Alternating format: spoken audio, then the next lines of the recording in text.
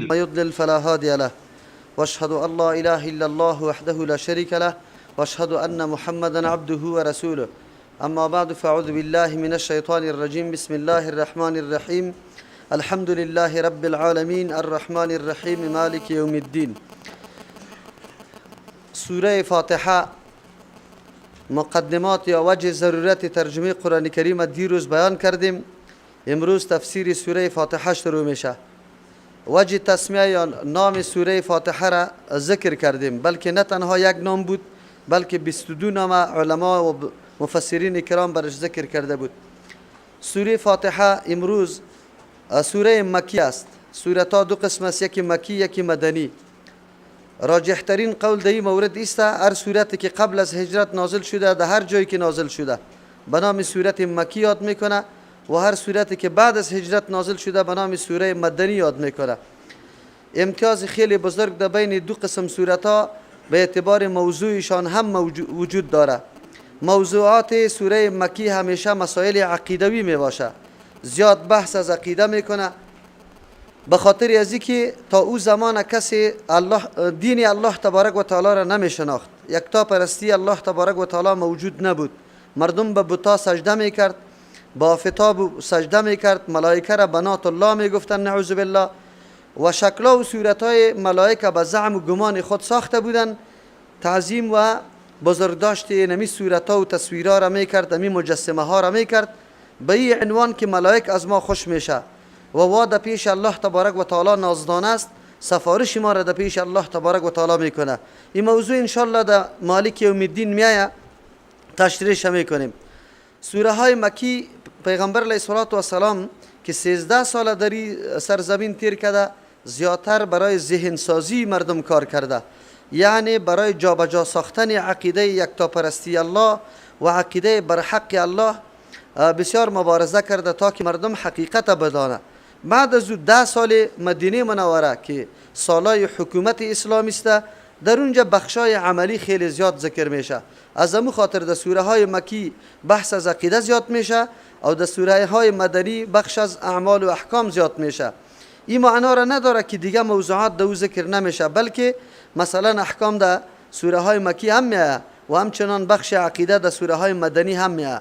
سوره فاتحه چون سوره مکی است، مهمترین موضوع از این بخش عقیده است، اگرچه موضوع عمل هم در اینجا ذکر شده ایاک نعبدو و ایاک نستعین، لیکن اولین مقصدش بیان یکتاپرستی الله تبارک و تعالی با دلایل است. از همون خاطر ما در جمله مضامین سوره فاتحه که وقتی بیان میکنیم در اولش دعواست که الحمدلله است، بعد از او 3 دلیل داره: رب العالمین، الرحمن الرحیم، مالک یوم الدین. بعد از او اظهار عبادت و اعتراف بندگی الله تبارک و تعالی از طرف مخلوق الله است و پس از او تعلیم سوال کردن از الله تبارک و تعالی است. بیان 3 فرقه در آخر سوره فاتحه میشه. یکی او کسانی که منعم علیهم است، الله سرشان انعام کرده، راه هدایت الله برشان نصیب کرده، و 2 طایفه دیگه که و مغضوب علیهم الضالین است، یعنی مردمانی که میدانن لیکن عمل نمیکنه یا از روی جهالت حق پیدا نکرده. بیان او طایفه ها میشه. یقینا که سوره فاتحه مشتمل به بسیار مطالب عمده است. از همین خاطر علی رضی الله عنه میفرمه که اگر ما بخواهم 70 شطره از تفسیر سوره فاتحه بار کده میتونم، یعنی نوشته میتونم. از همین خاطر است که سوره فاتحه اصل اجمال تمام مطالب قرآن کریم شمرده میشه. این سورت به اعتبار نزول 5م سورت است که نازل شده، اما به اعتبار مجموعه سورت اولین سورت است. هیچ سورتی که به طریق مجموعه نازل شده باشه از سوره فاتحه کده پیش نیست، اما به اعتبار مطلق نزول از این کده پیش 4 سورت دیگه ذکر شده. این سورت فاتحه بعد از سوره مدثر و قبل سوره لهب ذکر شد، نازل شده. سوره فاتحه دارای 7 آیت است، اگرچه در 7 آیت بودنش اختلاف وجود داره. کسانی که بسم الله را جزء سوره فاتحه میدانه مثل امام شافعی رحمت الله علیه و احادیث هم در این مورد داره. و در انعمت علیهم اگر شما فکر بکنی اونجا یک آیت کوچک نوشته کرده، او را در جمله آیت نمیشماره. تا ولدالین از صراط الذین انعمت علیهم تا ولدالین یک آیت است، با بسم الله 7 آیت میگرده. لیکن کسانی که بسم الله را یک آیت مستقل برای جدایی آوردن در بین صورت ها قائل است، مثل احمد ابن حنبل و امام ابو حنیفه رحمت الله علیهما، باز در انعمت علیهم اینجا آیت تکمیل میشه، غیر المغضوب علیهم ولا الضالین دیگه آیت میشه، چرا که بسم الله یک آیت مستقل است، جز فاتحه نیست.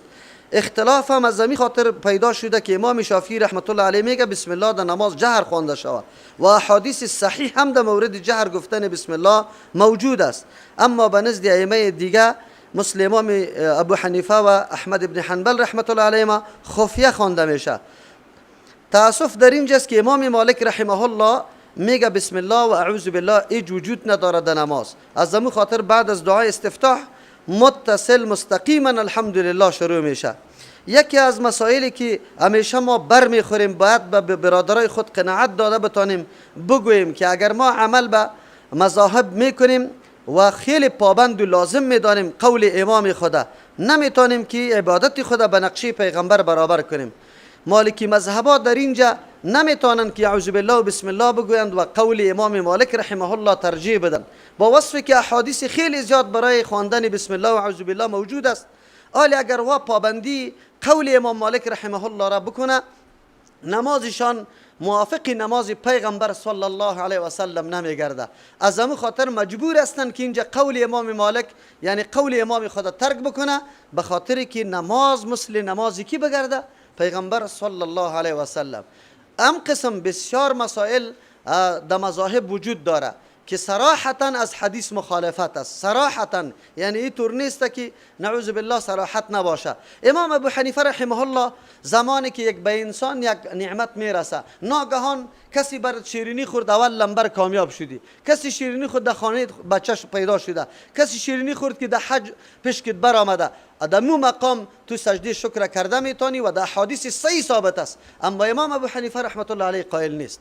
ولی اگر تو عمل به قول امام ابو حنیفه رحمه الله میکنی، مخالفت صریح احادیث محمد رسول الله صلی الله علیه و سلم لازم میشه. از همون خاطر ما مذاهب رد نمیکنیم، ما میگیم در مذاهب کدام قولی که خلاف نص صریح یعنی از آیت قرآن یا حدیث پیغمبر ثابت شوه، نظر به توصیه خود ائمه کرام او قولات ترک میشه. خوشگوتری هر امام و هر عالم گرفتن نمیشه، بلکه ترازو داریم، معیار داریم، کتاب الله و سنت رسول الله، به او طول میکنیم و مطابق از او رفتار میکنیم. ما نظرات رد نمیکنیم. هیچ وقت مردم سر ما تهمت های بیجا میگوید، لیکن ما میگیم نه، جایی که مخالفت صریح با حدیث پیغمبر میاد دیگه او را رد میکنیم. امام مالک رحمه الله خود گردن خود خلاص کرده، گفت هر کس قولش ام قبول میشه ام رد میشه بغیر از صاحب امی قبر. چرا که در مسجد نبوی درس حدیث میداد امام مالک رحمه الله، همیشه سند خدا بیان میکرد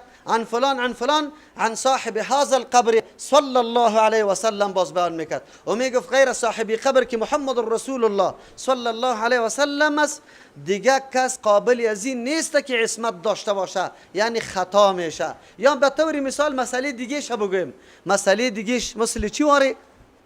او ارسال میکنه دستار اعلان نماز میخوانه، در یک حدیث صحیح پیغمبر ارسال یا اعلان کردن دستا ثابت نیست، لیکن یک قول شاگرد امام مالک نقل میکنه با وصفی که در خود کتاب حدیث امام مالک رحمه الله معطا در اونجا ارسال یدین نیست، وضع یدین است. حتی سر سینه ماندن دستا در حدیث خودش ذکر شده، بر روایت خودش ذکر شده. آلی اگر مالکی ها بخیزه ارسال یدین بکنه کل عمر، شما بگویی که یا به حق رسیدن یا نیکی غلط کردن، چرا که به یک حدیث ثابت نیسته. خود تنها قول یک عالم پذیرفتن و در مقابل حدیث پیغمبر این سخت جفاست. یا ایها الذین آمنوا لا تقدموا بین یدی الله و رسوله، پیش روی الله و پیش روی پیغمبر و قولش قول دیگری هم ترجیح داده نمیشه. اصل دین این نیست. باید ما جستجو بکنیم، تحقیق بکنیم که بدانیم حقیقت دین کدام است. از او خاطر در اینجا در موضوع بسم الله الرحمن الرحیم براتان گفتم که امام مالک رحمه الله حتی قائل نیسته، ولی قول امام ابو حنیفه و احمد ابن حنبل رحمت الله علیه ما دیروزم براتان گفتم در مورد ازی که بسم الله یک آیت مستقل است برای جدایی آوردن در بین سورت‌ها، نازل شده، تنها در سوره براءت نه آمده، پیغمبر امر نکرده، از امو خاطر عثمان رضی الله عنه بسم الله را در اونجا نوشته نکرده. دیگه کل جا بسم الله ذکر میشه برای جدایی و این قول راجح است نظر به دلایل. از او خاطر سوره فاتحه 7 آیات شمرده میشه، یا با بسم الله یا بی بسم الله، نظر به اختلاف علما. ده هیچ کدام گپی نیست، نظرات است. ولی اگر ما ایرا 7 آیات بسم الله را جزش بدانیم یا جزش ندانیم، هیچ کدام موضوع چی نمیشه، خراب نمیشه. گپی است، نظرات علماست. اما ما دلیل میبینیم که دلیلی کی قوی است. دلیل امام ابو حنیفه و احمد رحمت الله علیهما خیلی قوی است. از او خاطر ما قائل بایستیم که بله بسم الله جزء سوره فاتحه نیست، بلکه یک آیت مستقل است. از همون خاطر ما قائل به خفیه خواندنش هستیم. بله یک مرتبه ای جهر خوانده شود، چرا که یک آیت مستقل است. قاری صاحب بعد در ختم یک مرتبه جهر بخوانه، خو لازم نیست که در سوره اخلاص بخوانه در قل هو الله احد. قاری صاحب ما حتما در قطعی سوره اخلاص میخوانه، حتما مشخص نکو. در هر موقعی که برابر شد یک مرتبه بسم الله را در بین دو سوره چی بگو؟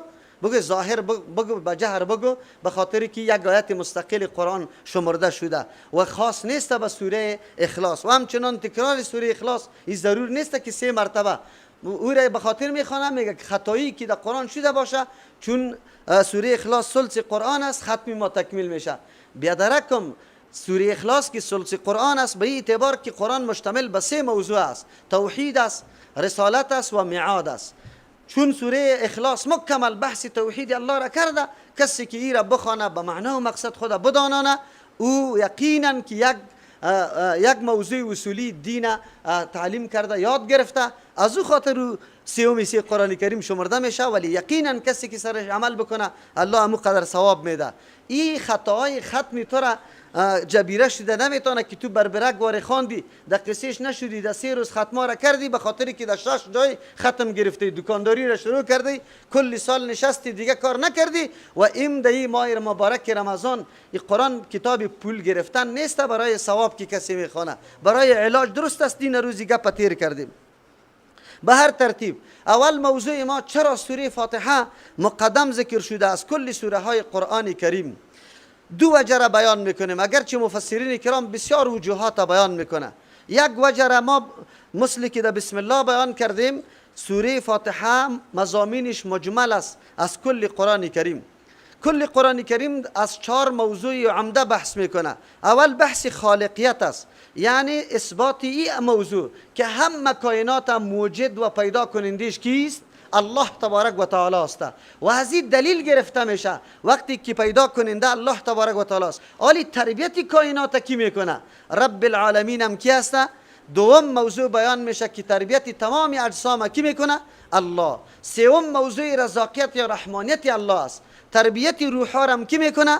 الله. چهارم موضوع قیامت است، قیامت به 2 بخش تقسیم میشه، کسی در اونجا بغیر از اذن الله شفاعت کرده نمیتونه، شفاعت قهری و بزور اونجا وجود نداره. و دوم حالات قیامت مثل جنت، دوزخ، محاسبه، پول صراط، چیستا سوال و جواب در قبر، اینی مسائلی که تعلق به آخرت داره ذکر میشه. البته هر موضوع مصدر با کلمه الحمدلله شده. از سوره فاتحه تا سوره انعام موضوع اول، از سوره انعام تا سوره کهف موضوع دوم، از سوره کهف تا سوره سبا موضوع سوم، از سوره سبا تا آخر قرآن موضوع چهارم. موضوع چهارم تقسیم شده از سبا تا سوره فاطره، نفی شفاعت قهری است، دیگه مکمل حالات قیامت بیان میشه. امی 4 موضوع در سوره فاتحه به طریق اجمال ذکر شده. در الحمدلله موضوع خالقیت الله تبارک و تعالی ذکر شده. الحمدلله کل صفاتهای کمال برای الله است. یکی از صفاتهای کمال خلق است، ایجاد است، پیدا کردن است. موضوع دوم ما تربیت است. مخلوقات که الله پیدا کرده تربیت کی کرده؟ کلان کی میکنه؟ زنده کی نگاه میکنه؟ هر حیوان، پرنده، حشره، درخت، هر چیز در منزل و مقصدش رسانیدن، این میره کی میکنه؟ الله تبارک و تعالی. بعد از او تربیت روحا را کی میکنه؟ به انزال کتابای الله و بروان کردن انبیاء علیهم السلام که بندگان تربیت میکنه، ایرم الله میکنه. چهارم حالات قیامت و اختیاراتش پیش کیست؟ الله. در الحمدلله بیان خالقیت، در رب العالمین موضوع تربیت، در الرحمن الرحیم موضوع تربیت ارواح یا رزاقیت، در مالک یوم الدین موضوع حالات آخرت است. 4 موضوع در قرآن کریم به طریق تفصیل بود، در سوره فاتحه به طریق اجمال ذکر شده بود. یک وجه. دوم، سوره فاتحه مجمل است از کل قرآن کریم. قرآن کریم از 3 موضوع عمده بحث میکنه: بحث توحید، بحث رسالت و بحث میعاد آخرت. در الحمدلله رب العالمین الرحمن الرحیم مالک یوم الدین کلش بحث توحید شده، توحید الله. در اهدینا الصراط المستقیم بحث رسالت شده. در مالک یوم الدین یا 3 طایفه که در آخر ذکر میشه، در اونجا پاداش به 3 طایفه داده میشه و 3 طایفه اعمالش متنوع، نتیجهش متنوع، عقیده متنوع، اونجا اثرات متنوع می باشه. از او خاطر در اینجا بحث میعادم شده. سوره فاتحه را از می خاطر در اول سورت ها ذکر کرده. دوم موضوع ما الحمدلله بزرگترین موضوع که الله تبارک و تعالی روان میکنن انبیا علیهم السلام، مقصد و غرض روان کردن پیغمبران بیان توحید الله است. به مخلوق الله بدانانه که فقط در تمام امور متصرف و اختیاردار تنها و تنها کیست؟ الله. لایق بندگی و پرستش کیست؟ الله می فرماید اعوذ بالله من الشیطان الرجیم ولقد بعثنا فی کل امة رسولا ان اعبدوا الله واجتنبوا الطاغوت. ما در هر جماعت و امت پیغمبر را روان کردیم. پیغمبر چی مضامینی داشت، چی پیامایی داشت؟ در رأس پیاما و در سر فهرستشان موضوع توحید بود. می گفتن که ان اعبدوا الله، عبادت یک الله تبارک و تعالی را بکنی. چرا این موضوع مهم است؟ ملت ها در زمانه ها و تاریخ ها که خطا شده، دمی موضوع خطا شده. الله را من حیث خالق میپذیرفتند. مشرکین مکه هم سوال میکردی که وقتی اگر سوال میکنی که آسمان و زمین کی پیدا کرده، یا جواب میدادن که الله پیدا کرده. خالق الله را میشناختن، رب العالمین الله را میشناختن، اما در عبادت و پرستش کسی دیگر را حصه میدادن. آل عبادت چی مفهومی دارد؟ یا که نعبدو بازمیم. اونجا حالات مردم ما واضح میشه برای ما که آیا مردم ما واقعا موحد واقعی است یا نیست. از امو خاطر ما زیاد تلاش ما به این خاطر است که ملت مظلومه از عقیده صحیح قرآن آگاه کنیم، بدانیم که یکتا پرستی الله کدام موضوع است، چه اثراتی داره، و اگر کسی عقیده توحید نداشته باشه چی نعوذ بالله عواقب زشت داره. این را باید بدانیم. منظوری ما دلسوزی بالای ملت است. ما اینطور نمیگیم نعوذ بالله که مردم بد بگیم، مردم توهین و تحقیر کنیم. ما دل ما میسوزه که برادر مسلمانی ما که سالا زحمت کشیده تکبیر اولا را گفته، خود وقت جان کندن هم میگه یا سخی صاحب یا پیر صاحب این حالت مرا چی کو آسان بکو. الله را نشناخته که به الله عاجزی کنه، نمیگه که الله مرا پیدا کرده، تربیت داده، رزق داده و باز معامله من قطع الله تبارک و تعالی است. امی قدر گپ در کده نکرده. از او خاطر ما تلاش داریم که امت این بیچاره مردم مظلوم آگاه شود که الله را بشناسه که الله کدام ذات است. آلی وقتی که موضوع توحید خیلی مهم موضوع بود، چرا شروع نکرد قرآن کریم به لا اله الا الله که گفت الحمدلله؟ عجیب درس است. قرآن یقینا کتابی است که انسان یک دم بیدار می سازه. الله تبارک و تعالی الله است، خالق است، مالک است، متصرف است. ما مملوکش هستیم. هر فرمان الله تبارک و تعالی قابل اجراست، چون و چرا نداره.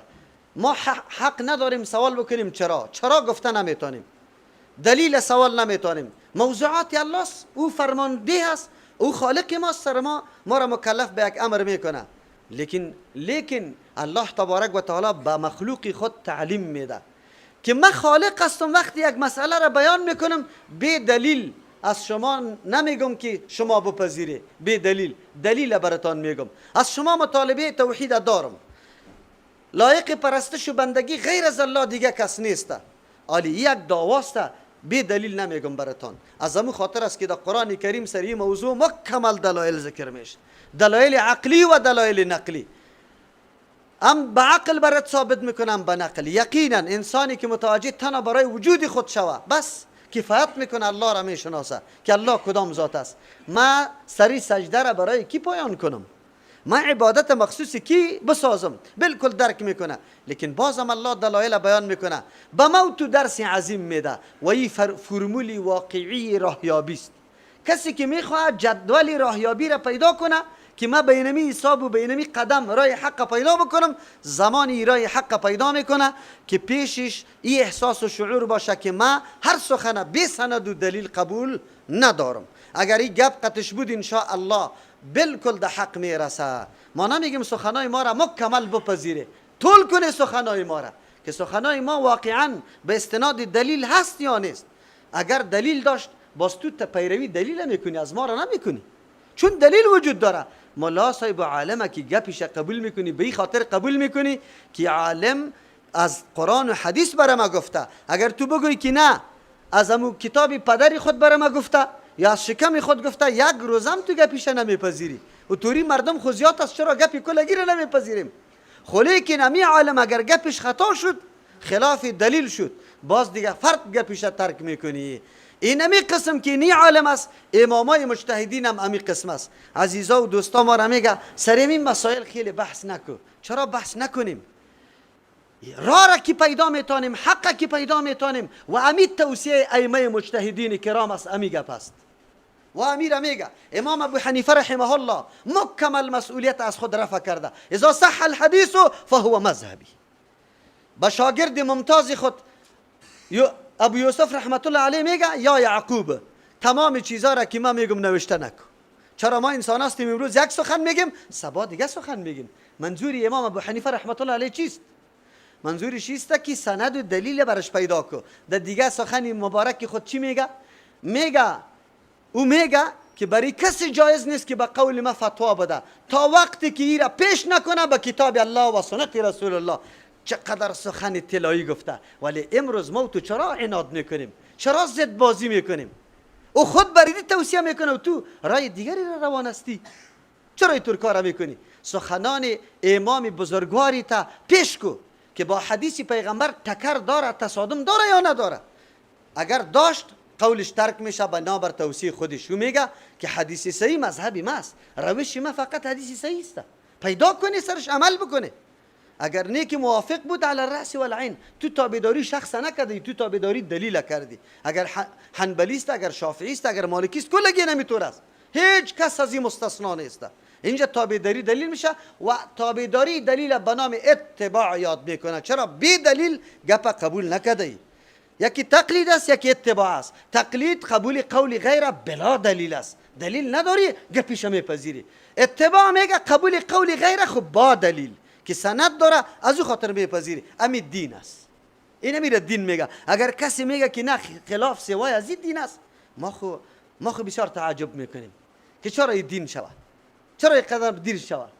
گپی ما در ای آمد که الله تبارک و تعالی در اینجا لا اله الا الله به این شروع نکرد، برای ما تعلیم داد، فرمول داد. هر سخن پذیرفته میشه به استناد دلیل. الله تبارک و تعالی دعوا داره الحمدلله کل صفتای کمال و الوهیت مخصوص الله است. یک دعواست. الله به دلیل ثابت میکنه؟ نمیکنه، بالکل میکنه. چرا کل صفتای کمال برای الله مخصوص است؟ به خاطر که رب العالمین الله است. در دنیا در جهان همه کائنات که ما مشاهده میکنیم، از درخت و سبزه گرفته تا پرنده را، از پرنده گرفته تا حشره را، حشره گرفته تا حیوانات، از حیوانات گرفته تا انسانات، از انسانات گرفته تا ملائکه و جن، کلش تربیتش کی میکنه؟ آیا یک کسی دیگری دمی صفت امرای الله شریک است؟ یا ملک، یا جن، یا پیغمبر، یا ولی؟ بگویه. دعوا را الله ثابت میکنه به دلیل، سخت دلیل پیش میکنه. بعد از او الرحمن الرحیم دوم دلیل، مالک یوم الدین دیگه دلیل. بس دعوا را به دلیل ثابت میکنه. به ما تو درس داد که انسان وقتی من سخن خود به دلیل ثابت میکنم، سخن انسان ها بی دلیل قبول شوه؟ سخن انسان ها بی دلیل قبول شوه؟ کلا قطعا نه. سخن انسان ها هم ضرورت به دلیل داره. از همون خاطر یک امام هم مسئله خود بی دلیل سری کسی قبولانده میتونه؟ کلا قطعا نمیتونه. تا که دلیل ارائه نکنه، سند از قرآن حدیث پیش نکنه، نمیشه گپش قبول. از همون خاطر در الحمدلله اولین درسی که قرآن برای ما میده فرمول برای ما میده. هر سخن باید به استناد دلیل قابل قبول شوه. دعوا باید ثابت توسط دلیل شوه، بی دلیل نباشه. خب چرا لا اله الا الله نگفت که الله گفت الحمدلله؟ یک وقتی ما میگیم که لا اله الا الله معبودی بر حق و قابل بندگی و پرستش غیر از الله دیگه کسی نیست. ما وقتی ادعا را کرده میتونیم که یقینا برای ما ثابت شوه که دارنده صفات ذاتی و فعلی، دارنده صفات کمال امی ذات است، از او خاطری قابل پرستش و بندگی است. اگر این کمالات در وجود نداشته باشه قابل بندگی و پرستش نیست. از امو خاطر کلمه الحمدلله را الله آورد و ای را توحید در شکر گزاری میگه. دو ترجمه را باز میکنیم بخیر براتان. در اینجا وقتی ترجمه میکنیم همه افراد حمد و ستایش، هر کس که ستودن میکنه، صفت میکنه، مدح میکنه، در هر زمان که میکنه، در هر جایی که میکنه، از هر کسی که است، لله مخصوصی کیست؟ چند دعوا کردیم هر قسم مدح و ثنا از هر کسی که است، در هر جایی که است و در هر مقامی که است، مخصوصی کیست؟ این را با دلیل ثابت میکنیم، در آیات قرآن ثابت است. وله الحمد فی الاولی والآخره. حمد و ثنا در دنیا و آخرت برای کیست؟ خاص است برای الله. له را پیش کرد، اصلش الحمد فی الاولی والآخره له. هم در دنیا و آخرت برای الله است، له را مقدم کرده برای حصر. کسایی که علم عربیت خوانده باشه این نکته ها را درک میکنه، این را میدانه. وله الحمد فی السماوات والارض، در آسمان و زمین، در هر جایی که است. وله الحمد چیسته؟ بگوی عشیا بکرتا و عشیا، برای الله حمد صبح و بیگاسته در هر وقت است. و حامد اینجا حمد گوینده ذکر نشده، کلش مخصوص الله تبارک و تعالی است. سوال شما وارد میشه که تو میگی کلی حمدا برای الله است. ما مردم خوینه گروپا را که کسی در اینجا نصب کرده و اینطور خب چی را قندیل برش جور کرده، میگیم چقدر خوب قندیل ساز است. صفت قندیل ساز کردیم، نجار است مدح کردیم چه خوب کلکینا را ساخته. رنگمال میگیم چقدر رنگ خوب به مسجد داده. چطور تو میگی کلی حمدا و صفتا مخصوصی الله است؟ اینجا خوش ما حمدی غیر الله رم کردیم. جواب میگیم که نه، اصل حقیقت این حمد برای الله است، نه برای نجار، نه برای رنگمال، نه برای قندیل ساز. چرا اینطور است؟ یک کسی اگر یک تصویر در بری تخته بکشه، خب گلی خیلی زیبا را رسم بکنه، مردم چی میگه؟ چقدر زیبا گل است. میگه نمیگه؟ بسیار زیبا گل است. مردم برش میگه گل چی میکنی؟ کسی که گل رسم کرده او خیلی زیباست، او خیلی ماهر است، مدح از اوست. در دنیا که هر قدر کمال انسان داره از طرف کیست؟ الله. اگر رنگمالی درست یاد گرفته، امی استعداد و قابلیت کی داده؟ اگر نجار نجاری خوب میکنه استعداد کی داده؟ اگر قندیل سال قندیلت خوب جور کرده استعداد کی داده؟ در حقیقت حمد کیست؟ الله متعال است. یک، در این صورت الف لام جنسی است یا استغراقی، هر کدامش که میگیره ماهیت حمد مخصوصی الله است. همین نام حمد که پیدا میشه مخصوصی الله است. هر فرد از افراد حمد مخصوصی الله است، در هر زمان، در هر جای و از هر کسی که صادر میشه. دوم ترجمه الف لام عهدی است. عهدی او را میگه که وقتی ما یک گپ میزنم قطع مخاطب خود میدانم که در موردی که بحث و گفتگو داریم. الحمدلله، تمام صفتهای کمال و الوهیت و حمدایی که در بین ما و مخاطبم که الله است معلوم دار است، اونو حمدا مخصوصی الله است. و حمدا کدام حمد است؟ در قرآن کریم در مقابل بعضی چیزا حمد ذکر شده. دینمی نعمتها که ما 4 موضوع را گفتم، حمد در مقابل خالقیت، حمد در مقابل تربیت، حمد در مقابل رزاقیت، حمد در مقابل بیان حال قیامت، حمد در مقابل نعمتهای جنت، حمد در مقابل پیدا کردن آسمان ها و زمین، حمد در مقابل انزال قرآن کریم که پشت سر در آیات ها یک بر ما میاد در خود قرآن کریم.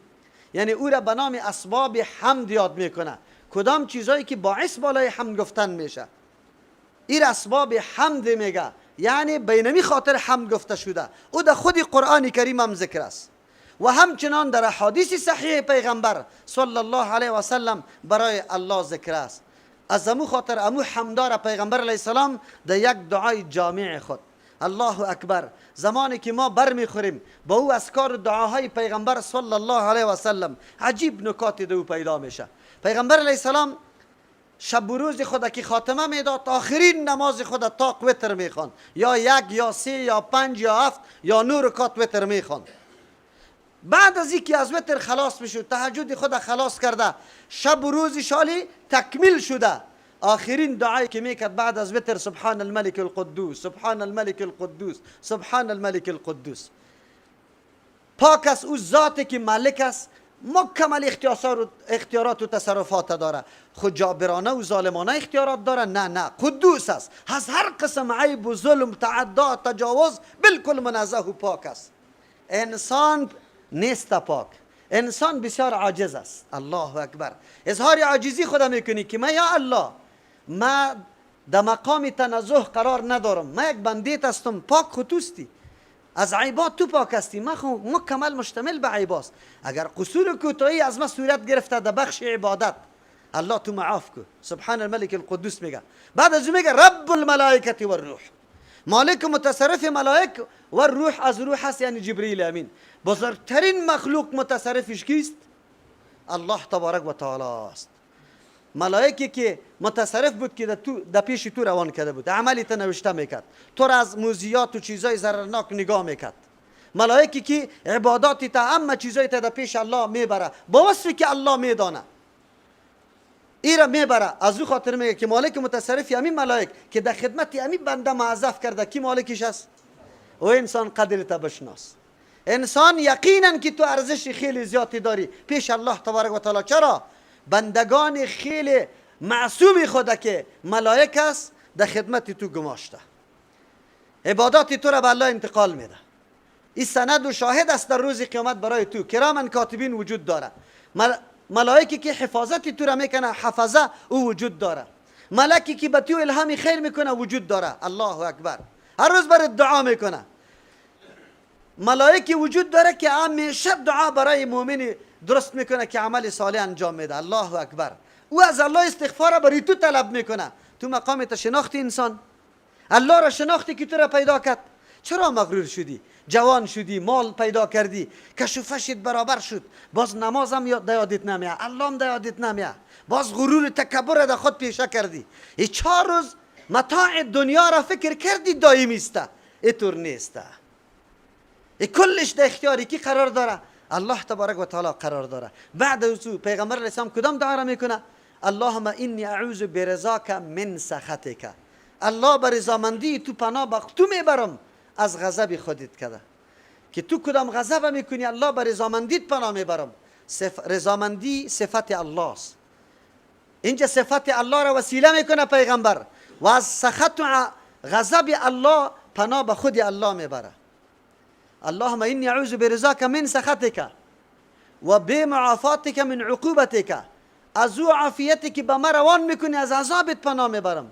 و اعوذ بک منک، به تو پناه میبرم از تو، که تو مرا اگر معاف نکنی، مرا بخشش نکنی، عبادات مرا قبول نکنی، تباه و برباد هستم، خلاص هستم. چه دعای نیک است. بعد از او لا احصی ثناء علیک. گپی ما در این نکته بود. همین نقطه کدام نقطه است؟ الحمدلله کدام صفتای کمال است؟ همون صفتای کمال است که پیغمبر علیه السلام در آخرین دعای خود بعد از وتر میگه لا احصی ثناء علیک کما اثنیت علی نفسک. لا احصی ثناء علیک، من شمار کرده نمیتونم صفتایی که بالای تو گفته شود، توانمندیش ندارم. این را میگه اظهار عاجزی. من چطور صفت الله را بکنم در مقابل نعمتهای الله؟ زبانم دور میخوره، با مجردی که اراده، تصمیم، گپ، فکرم، دماغم یک دم کل وجودم متوجه است که من کدام سخن بگویم. امی قابلیت یا امی روش کی برم داده؟ اگر الله مرا گنگ بسازه، جهان جمع شوه، گنگی مرا دفع کرده میتونه بگوی. یک نعمت الله که گپ زدن است. دیگر بگذر، دیدن، شنیدن. در وجود تو به هزارها پرزه وجود داره، هزارها پرزه، 1000 قسم وظیفه را انجام میده. الله موظف کرده. کسی دیگری هست که موظف بتونه؟ کسی را پیدا میتونه؟ نمیتونی. محمد رسول الله صلی الله علیه و سلم فداه ابی و امی، پدر و مادرم قربانش، و میگه که لا احصی ثناء علیک، من شمار نمیتونم و ثناهایی که بالای تو بگویم. چرا؟ تو مستحق بسیار ثنا هستی. کما اثنیت علی نفسک، مثل که تو سری نفسی خود ثنا گفتی و تو لایقش هستی، او ثنا را گفته نمیتونم. اینمی ثناهایی که پیغمبر در حدیث ذکر کرده در اینجا در کلمه الحمدلله آمده. امی صفتای کمال کدام صفت ها؟ صفتای الوهیت است. یعنی او صفتایی که الله مستحق عبادت شده، که همه مخلوق عبادت الله را بکنه. دو قسم عبادت، یکی عبادت جبری، یکی عبادت اختیاری. عبادت تشریعی یا اختیاری که بالای انسان ها و جنیات است. عبادت جبری سر کل کائنات است. همگی مجبور به قوانین کیست؟ الله که کدام قانون گذاشته. از او خاطر صفتهای الوهیت مخصوص الله است. یک صفت الوهیت با احد از مخلوق ثابت نمی کنیم، نه به ملک، نه به پیغمبر، نه به ولی، نه به انسان، نه به جن، به هیچ کسی ثابت نمی کنیم. کل صفتهای کمال به دو صفت راجع میشه. به چند صفت راجع میشه؟ سوره طلاق بکش آخرین آیته در سپاره 28 سوره طلاق. ایره به خاطر نشان میدم که بفهمه کل صفتهای کمال و الوهیت به دو صفت راجع میشه. 65 سورت است در سپاره 28 سوره طلاق، آخرین آیت است، آیت 12. اعوذ بالله من الشیطان الرجیم. الله الذی، الله امو ذاتی است. الله خدا معرفی میکنه برای ما و شما که الله کدام ذات است. الله کدام ذات است خدا برای ما معرفی میکنه که ما و شما باید این را بشناسیم. کدام ذات است؟ خلق 7 سماوات، که پیدا کرده 7 آسمانه، و من الارض، از زمین هم پیدا کرده مثلهن، به مثل 7 آسمان 7 طبقه زمین هم پیدا کرده. در یک جای قرآن کریم دیگه جای ذکر نیست طبقات زمین به جز از اینمی آیت. معلوم شد که زمین هم 7 طبقه مثل آسمان ها وری داره. این خو پیدا کرده. انتظام امور در زمین و آسمان کی میکنه؟ در بین زمین و آسمان انتظام امور کی میکنه؟ احکام تکوینی و تشریعی را کی میچلانه؟ یتنزل الامر بینهن، نازل میشه فرمان الله، امر تکوینی و تشریعی الله. هر قسم امر الله در بین آسمان زمین و در بینش پایین میشه. چرا پایین میشه این امرا؟ برای کدام مقصد و غرض؟ لتعلمو، که شما بدانه بنده ها خوب علمتان ثابت شود. قرآن همینطور نامده که تلاوت کنیم ثواب بگیریم. قرآن آمده که ما بدانیم، بفهمیم حقیقت امر. کدام چیز بفهمیم؟ ان الله، که بدانه بفهمه که یقینا الله علی کل شیء قدیر، بالای تمام چیزا قدرت داره. یک شی هم از قدرت احاطه قدرت الله بیرون نیست. سر همه چیز قدرت کی ثابت است؟ همه چیز مقدور و الله چیست؟ قادر. یک عقیده تان ثابت شد که غیر از الله کسی قدرت علی کل شیء نداره. چرا کل صفتهای کمال الوهیت به می صفت راجع میشه. یک گپی را بدانه، ای را باید عقیده کنه، ای را باید بفهمه، ای را در ذهنتان خوب جاگزین و جابجا کنه، به خاطر که در هلاکت نفته، در انحراف نفته. و ان الله، که بدانه که یقینا الله تبارک و تعالی قد احاط، یقینا احاطه کرده بكل شیء علما، بالای تمام چیزا از حیثیت علم. علم الله وسیع است، یک چیز از احاطه علم الله بیرون نیست. برای تدبیر، برای تربیت جسم و روح، برای از اینکه یک انسان چی عمل میکنه، چی پاداش داده شود، چی نیاز داره، چی حاجت داره، چند چیز بکار است. دو صفت بکار است، یکی قدرت کامل، یکی علم محیط. این دو چیز بکار است. کل صفتهای کمال الله به دو صفت راجع میشه. در الحمدلله که میگیم کل صفتهای کمال الوهیت مخصوص الله است، دو صفت عمده معلوم شد. پس ما میگیم قادر بودن بالای تمام چیزا مخصوص کیست؟ علم محیط بالای همه چیزا مخصوص کیست؟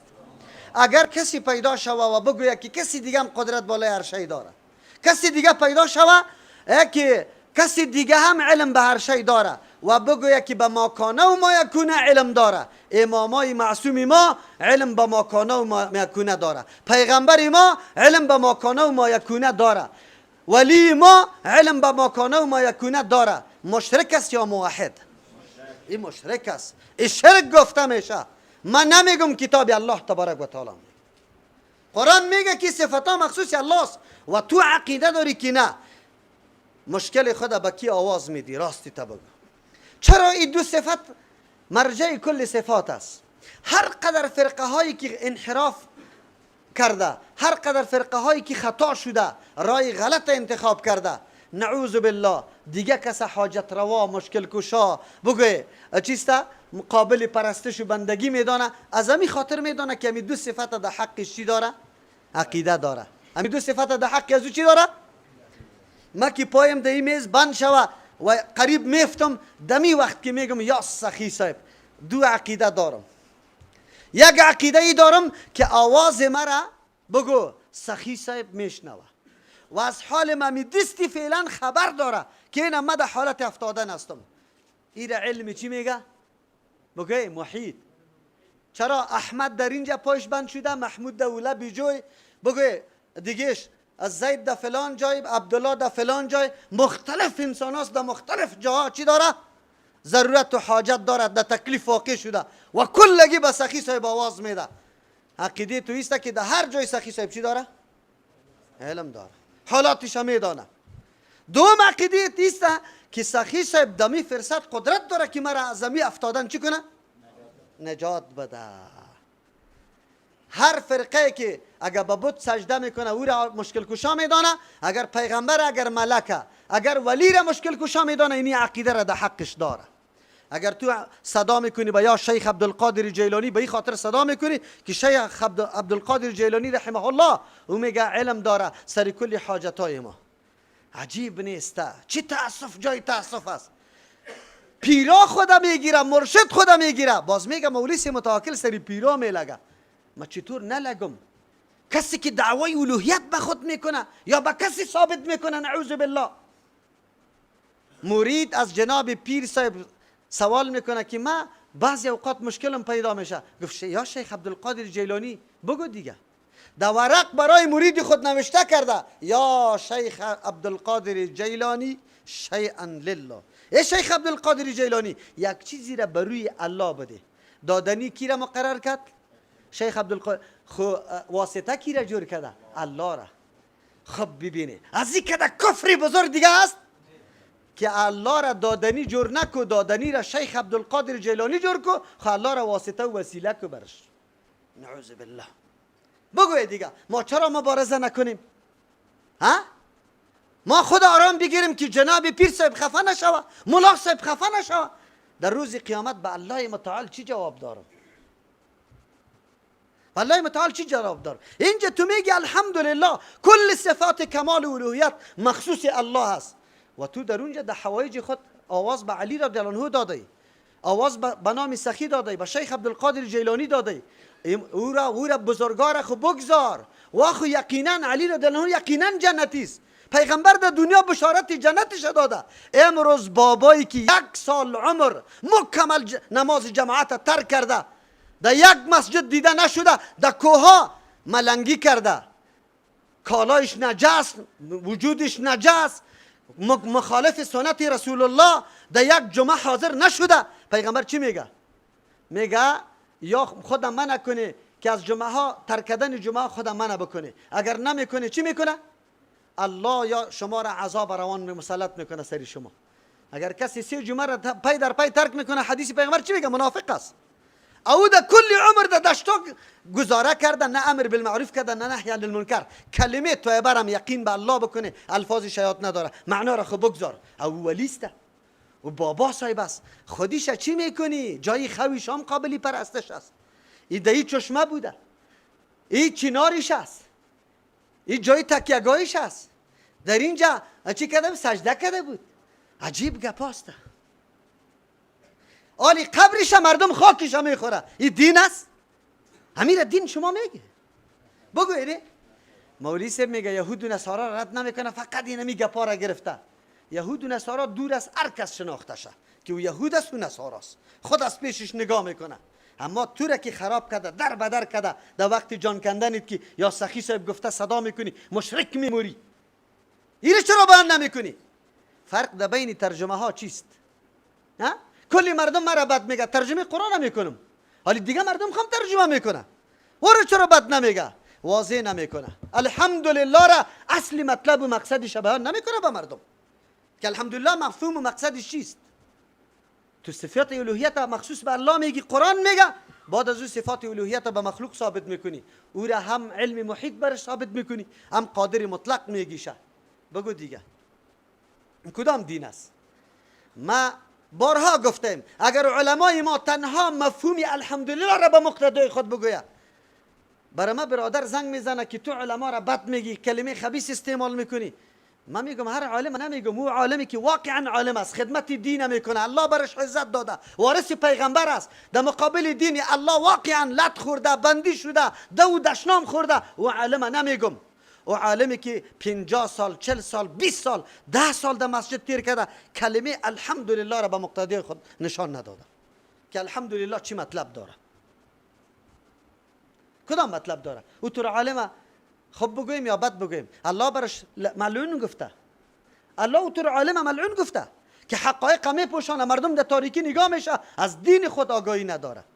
ما از امو خاطر میگیم ای برادرها، دل بسوزانه، شما باور به الله بکنه، بسیار حالت خراب است.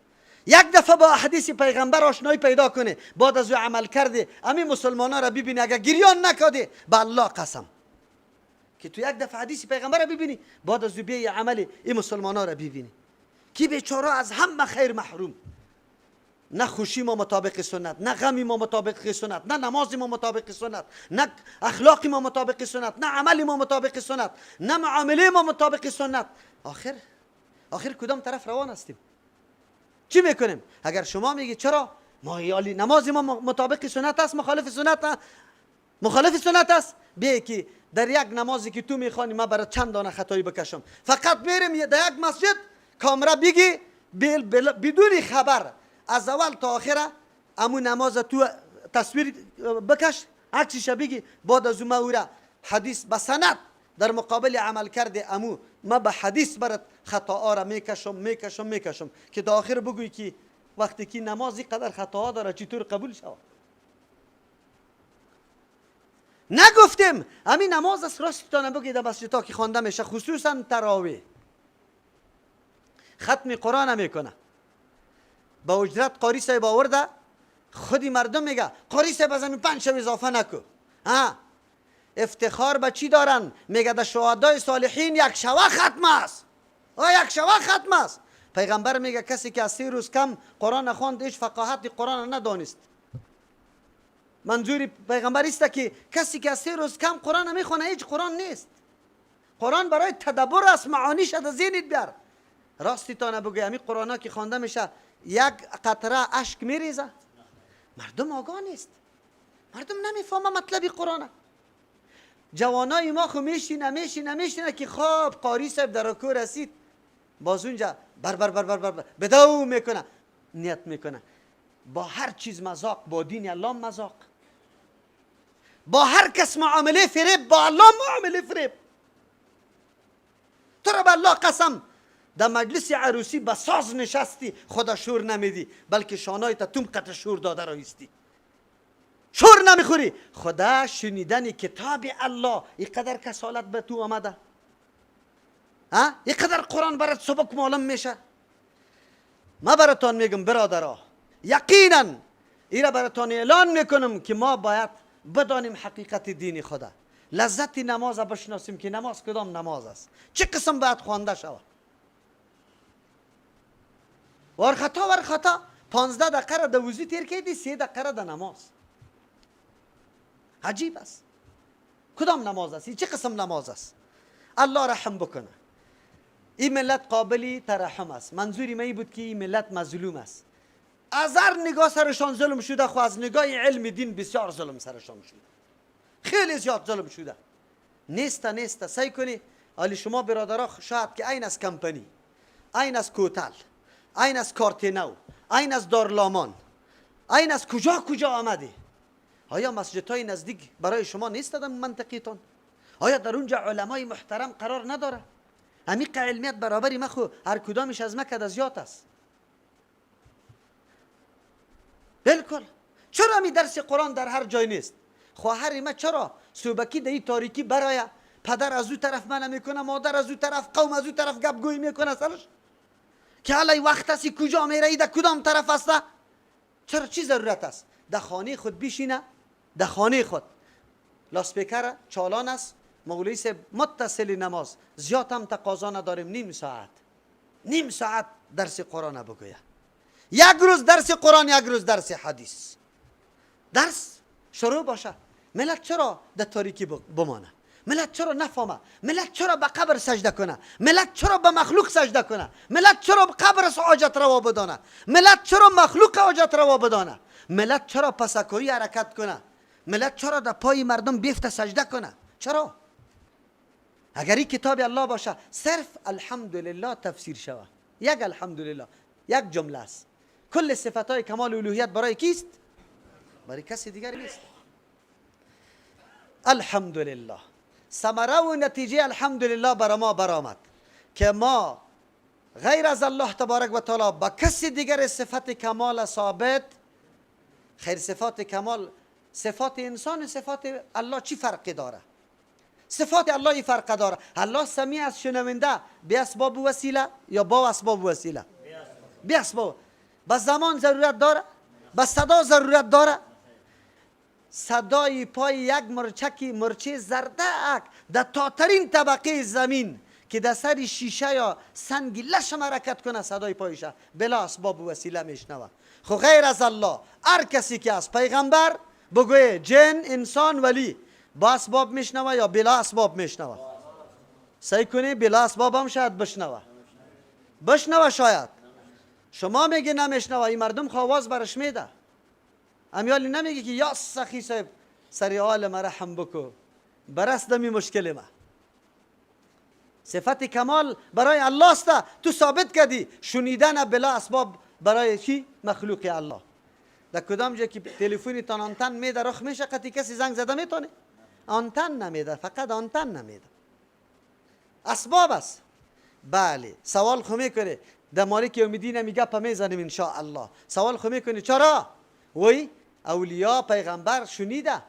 عمر رضی الله عنه از سر منبر صدا نکرد در ساریه رضی الله عنها این در عراق جهاد میکرد یا ساریه الجبل برش گفت و اونجا ساریه شنید. ما میگیم این شنیدن کرامت است. و این کرامت کی انجام داده؟ کرامت عزت میگه این عزت کی داده؟ غیر از این ساعتی که الله برش شنوان دیگه وقت ساریه شنیده میتونه؟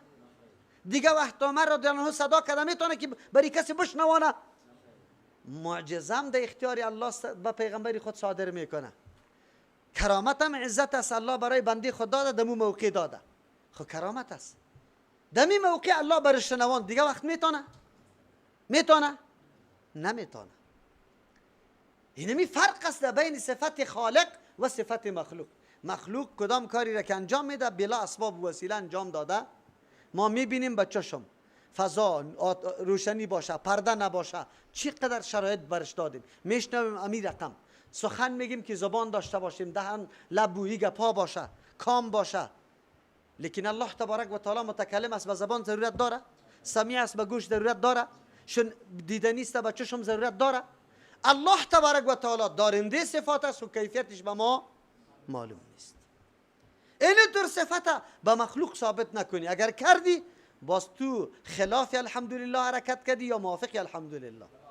خلاف الحمدلله. ان شاء الله معنا و مفهوم الحمدلله را فهمیده. دعوا بود الحمدلله. الله کلمه الله اسم ذاتی الله است. اسم ذاتی مانا کل صفاتای الله در کدام کلمه جمع شده؟ در کلمه الله جمع شده. هر قدر صفاتی که الله داره در کلمه الله جمع شده. چرا؟ همیشه کلمه الله موصوف واقع میشه، دیگه صفاتای الله بر صفت واقع میشه. از او خاطر ایره اسم چی میگه؟ ذاتی. متکلمین تعریف میکنه اسم لذات الواجب الوجود المستجمع لجمیع صفات الکمال. یک نامی است برای ذات واجب الوجود که جمع کننده تمام صفات کمال است. خب لیکن این تعریف متکلمین از خود ساخته است. بهترین تعریف کدام تعریف است که خود الله کرده؟ قل هو الله احد الله الصمد لم یلد ولم یولد ولم یکن له. الله را اگر کسی میشناسه از اونجا بشناسه. این تعریف الله است. کلمه الله. فقط یک سخن در اینجا براتان میگم. کلمه الله وقتی که متضمن کل صفات کمال الله است، ما در وقتی که نیایش میکنیم، دعا میکنیم، چه قسم کلمات استعمال بکنیم؟ الله خبر ما گفته ولله الاسماء الحسنى فادعوه بها. برای الله اسماء الحسنى است.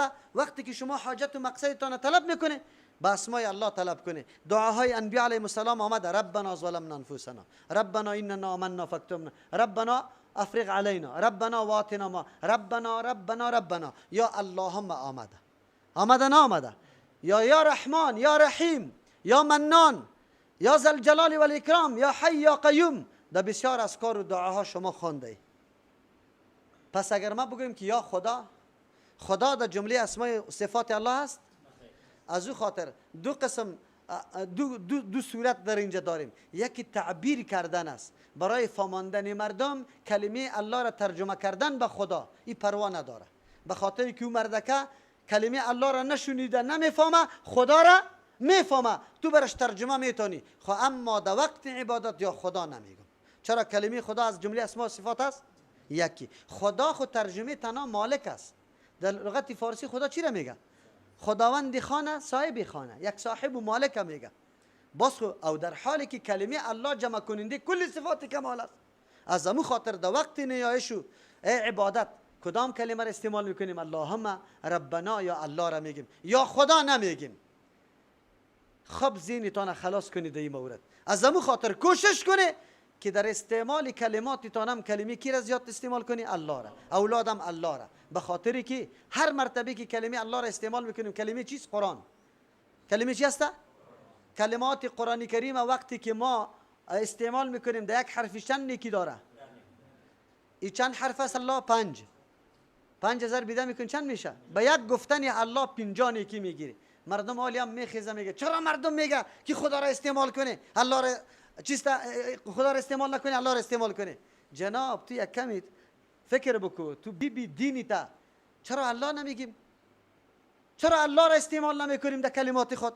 خب الحمدلله این دعوا بود. رب العالمین تربیت کننده کل مخلوقات است. اول دلیل است، صفت اولی الله است و دلیل اول بالای مدعا هم است. مدعایی بود که کل صفتهای کمال و الوهیت برای الله است. صفات الوهیت چی مانا؟ یعنی مستحق بندگی و پرستش تنها و تنها کیست؟ دیگه کس نیست. ترجمه الحمدلله را براتان نگفتم، دو ترجمه را میکنیم. یک ترجمه است که کل ثناها و صفاتها، کل صفات اگر ذاتی است بگوی، اگر فعلی است، اگر جلالی است بگوی، اگر جمالی است، مخصوص کیست؟ الله تبارک و تعالی است. یک ترجمه است. دوم ترجمه تمام نعمت هایی که از جانب الله تبارک و تعالی بالای مخلوق شده، مستحق شکرگزاری و بگوی پاسداری امین نعمت ها کیست؟ مستحق شکرگزاری امین نعمت ها الله تبارک و تعالی است. چرا اینطور میگیم؟ اولین حمله که بالای انسان میکنه برای از اینکه انسان بیرا بسازه شیطان، در چی است؟ توحید در شکر کشیدن الله. تو را منحرف میسازه که شکر الله را تنها برای الله نکنی. در کجا این گپ برای ما میگی که اولین حمله شیطان است؟ سوره اعراف هم میکشیم که یک دفعه برای ما معلوم شود. آیت 16 سوره اعراف آیت 16 پیدا کرده انشاءالله. اعوذ بالله من الشیطان الرجیم. قال فبما اغویتنی، شیطان ملعون شد. از الله تبارک و تعالی مطالبه انتظار کرد که در روزی که مردم از قبرها میخیزد تا او وقت برای ما مهلت بده. الله گفت بله تو از جمله منذرین مهلت داده شدگی ها هستی، خود تا او زمان نه، تا وقتی که دنیا فنا میشه تا او وقت تو باقی استی. الله اکبر. ببینه ای بندگان الله، ابلیس لعین در حالتی که بالکل ملعون میشه، دمو حالت هم از الله ناامید نیست. امیدش به کی است؟ سوال از کی میکنه؟ او ما تو مسلمان سوال از کی میکنیم؟ ابلیس لعین سوال از الله میکنه، دعا از الله طلب میکنه. تو مسلمان دعوای اسلامی داری، به قبرها آواز میده، به قبرهایی که یک خروار خاک سرش افتاده و استخوانه مکمل بوسیده شده، نه آوازی تا میشنوه، نه علم سری مشکلت داره و نه قدرت داره که مشکل تو را حل بکنه، بلکه او مرده است. به استغفار و بخشش طلب کردن تو چی داره؟ نیاز داره. یکی از جمله اهداف زیارت چیست؟ به برادر مسلمان خود بخشش طلب کردن. خب چرا برای از او آواز میدی؟ خیر، شیطان مطالبه کرد. لیکن بعد از مطالبه چی قسم یاد میکنه؟ قال گفت فبما اغویتنی، پس به سبب از اینکه مرا گمراه ساختی یا الله تبارک و تعالی، نعوذ بالله، لاقعدن صراطک المستقیم، ما میشینم در راه مستقیم تو. راه مستقیم در اینجا چیسته؟ راه توحید الله است. چی میگه؟ ثم لآتینهم، ماندنی نیستم این بندگارا از خاطر از یا ما در بدر شده ماندنیشان نیستم. اینطور حالات سرش بیارم که اکثریتش موحد پیدا نکنی. الله را میگه. کی میگه؟ ابلیس لعین به الله خطاب میکنه، میگه ثم لآتینهم، بعد از اون میایم به می بندگانی تو، من بین ایدیهم، از پیش رویشان، یکی دیگه و من خلفهم، از پشت سرشان، و عن ایمانهم، از طرف راستشان، و عن شمائلهم، از طرف چپشان. یک طرفش نمیمانم، میایم یارا ماندنی نیستم. باز چی میکنم؟ ولا تجد اکثرهم شاکرین، تو نمیابی اکثریتی از یارا شکرگزار. نعمت تو کرده، باز یا نسبتش به کی میکنه؟ به غیر تو میکنه. شیطان لعین به الله میگه. چی میگه؟ ولا تجد اکثرهم شاکرین، نمیابی اکثریت بندگان خدا که شکرگزار باشه، حق نعمت تو را بدانه. حق نعمت اولاد کی پیدا کرده مردم؟ بگوی ها؟ خب لیکن گوساله به کی داده میشه؟ با آقا صاحب. چرا با آقا صاحب داده میشه؟ میگه اگر قدی و بنده نمیداد این طفل ما چی میشد؟ ضایع میشد. اگر قدی و بنده نمیداد طفل ما ضایع میشد. شکرگزاری کی را میکنه؟ اینطور کسای فعلا وجود داره که اولاد نشده کدام دفعه رفته در مزار، باز پس از او الله اولاد داده، باز او را نمیشه چی مونده؟ سخی داد. شکر الله را میکنه، شکر سخی را. شیطان گفته خبر داده و این گپ وجود داره، شکر نعمت الله کشیده نمیشه. یعنی حالت ماست. خو جناب وقتی که به بند آقا یک آدم پیدا میشه و این قدر سالم در دنیا میه، امی چینایی بنده داده رایسته کدام آقا؟ این نفوسی از واقع از کل دنیا کده زیاد است. کدام آقا برای از یا بند میده که هم باقی میمانه، هم امی سوبیان نمیگیرشه، هم کودک سوبیان نمیگیرشه. این کودک سوبیان امی سوبیان دمی جامعه مسلمان هست؟ این قدی و بند دمی جامعه مسلمان هست؟ الله اکبر. ببینه این عقیده را بری از مادرایتان سوال کنی، بری چی براتون میگه، چی عقیده داره، به الله قسم سوال کنی.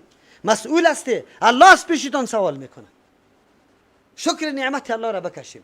نعمت الله نمیسته که قرآن نمیدانیم، به نزدیکترین دوست خودی قرآن برسانیم، این عقیده را برسانیم. این نعمت شکرگزاری نعمت بکنیم. و ما بكم من نعمت فمن الله، در سوره نحل است. الله میگه هر نعمتی که سر شماست از جانب کیست؟ در دعای خود پیغمبر علیه السلام نمیگفت؟ پیغمبر علیه السلام چی؟ اللهم ما اصبح بی من نعمت او باحد من خلقك فمنك وحدك لا شریک لك. یا الله هر نعمتی که بالای ما است یا بالای یکی از مخلوقاتت است، از طرف کیست؟ این دعای پیغمبر علیه السلام است. لیکن ما نسبت نعمت به کی میکنیم؟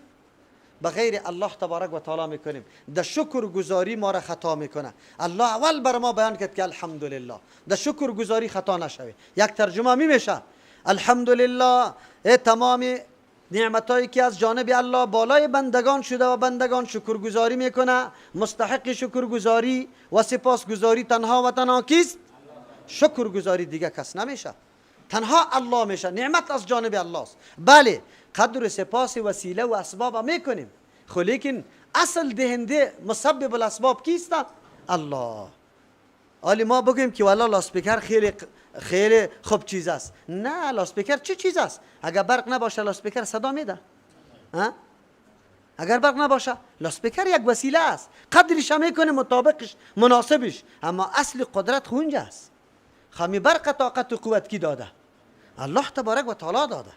الحمدلله رب العالمین که تربیت کننده مخلوقات است. اینجا کلمه رب استعمال شده. رب بسیار معانی داره.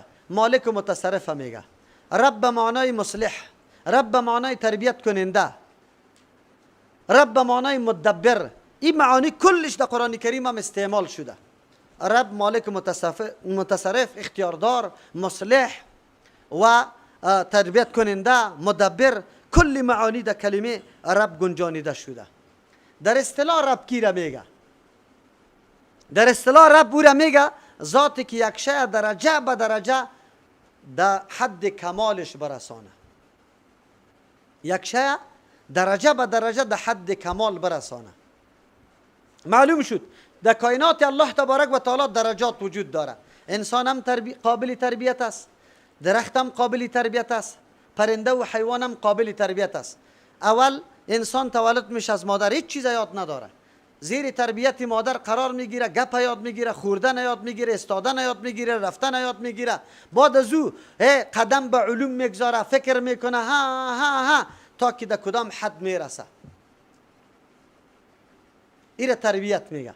درختی را که تو میشانی اول نهال شاندی، آب برش یک روز بعد پرتافته رایستی که ریشش بچسبه، باز بعد از او آب کمتر میکنی، بعد از او درخت کلان میشه، او را پیوند میکنی، باز او را خوب حفاظت میکنی تا که او میوه بگیره. اینمی عملی تو را به نام چی یاد میکنه؟ تربیت یاد میکنه. اینی را به نام تربیت یاد میکنه. چرا الله کل صفتای کمال مخصوص الله است؟ به خاطری که تربیت کل مخلوقات کی میکنه؟ عالمین جمع عالم است. عالم در لغت مطلق نشانه را میگه. عالم به خاطر عالم میگه که نشانه بالای وجود الله است، بالای توحید الله است، بالای تدبیر الله است، بالای علم الله است، بالای حکمت الله است، بالای قیومیت الله است. همین عالم نشانه است، دلیل است بالای نمیگه پا. از او خاطر عالم برش میگه. اینجا عالمین کل مخلوقات، زمین، آسمان، انسان، جن، ملک، کلگی در عالمین داخل است. ما سوای الله تبارک و تعالی دیگه کلگی به نام چی یاد میشه؟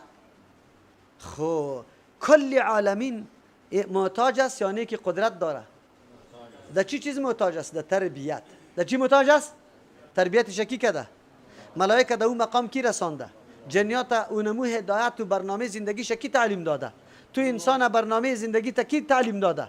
حشره را، پرنده را، حیوان، درخت، علف، هر چیزه تربیتش کی میکنه؟ خب تربیت مرکب از دو چیز است. از چند چیز؟ یکی اسباب تربیت است، یکی تاثیر در این اسباب است. اسباب تربیت الله دانه را پیدا کرده، میوه را پیدا کرده، آب پیدا کرده، اکسیژن پیدا کرده. این برای بقای و حیات ما و شما است. این اسباب تربیت است. بر ما تو چشم، زبان، دست ایگه پا داده، این اسباب تربیت است. یکی تاثیر در اسباب تربیت است. دمی دانه صفت سیر کردن کی انداخته؟ در میوه صفت لذت کی انداخته؟ در اکسیژن صفت تنفس کی انداخته؟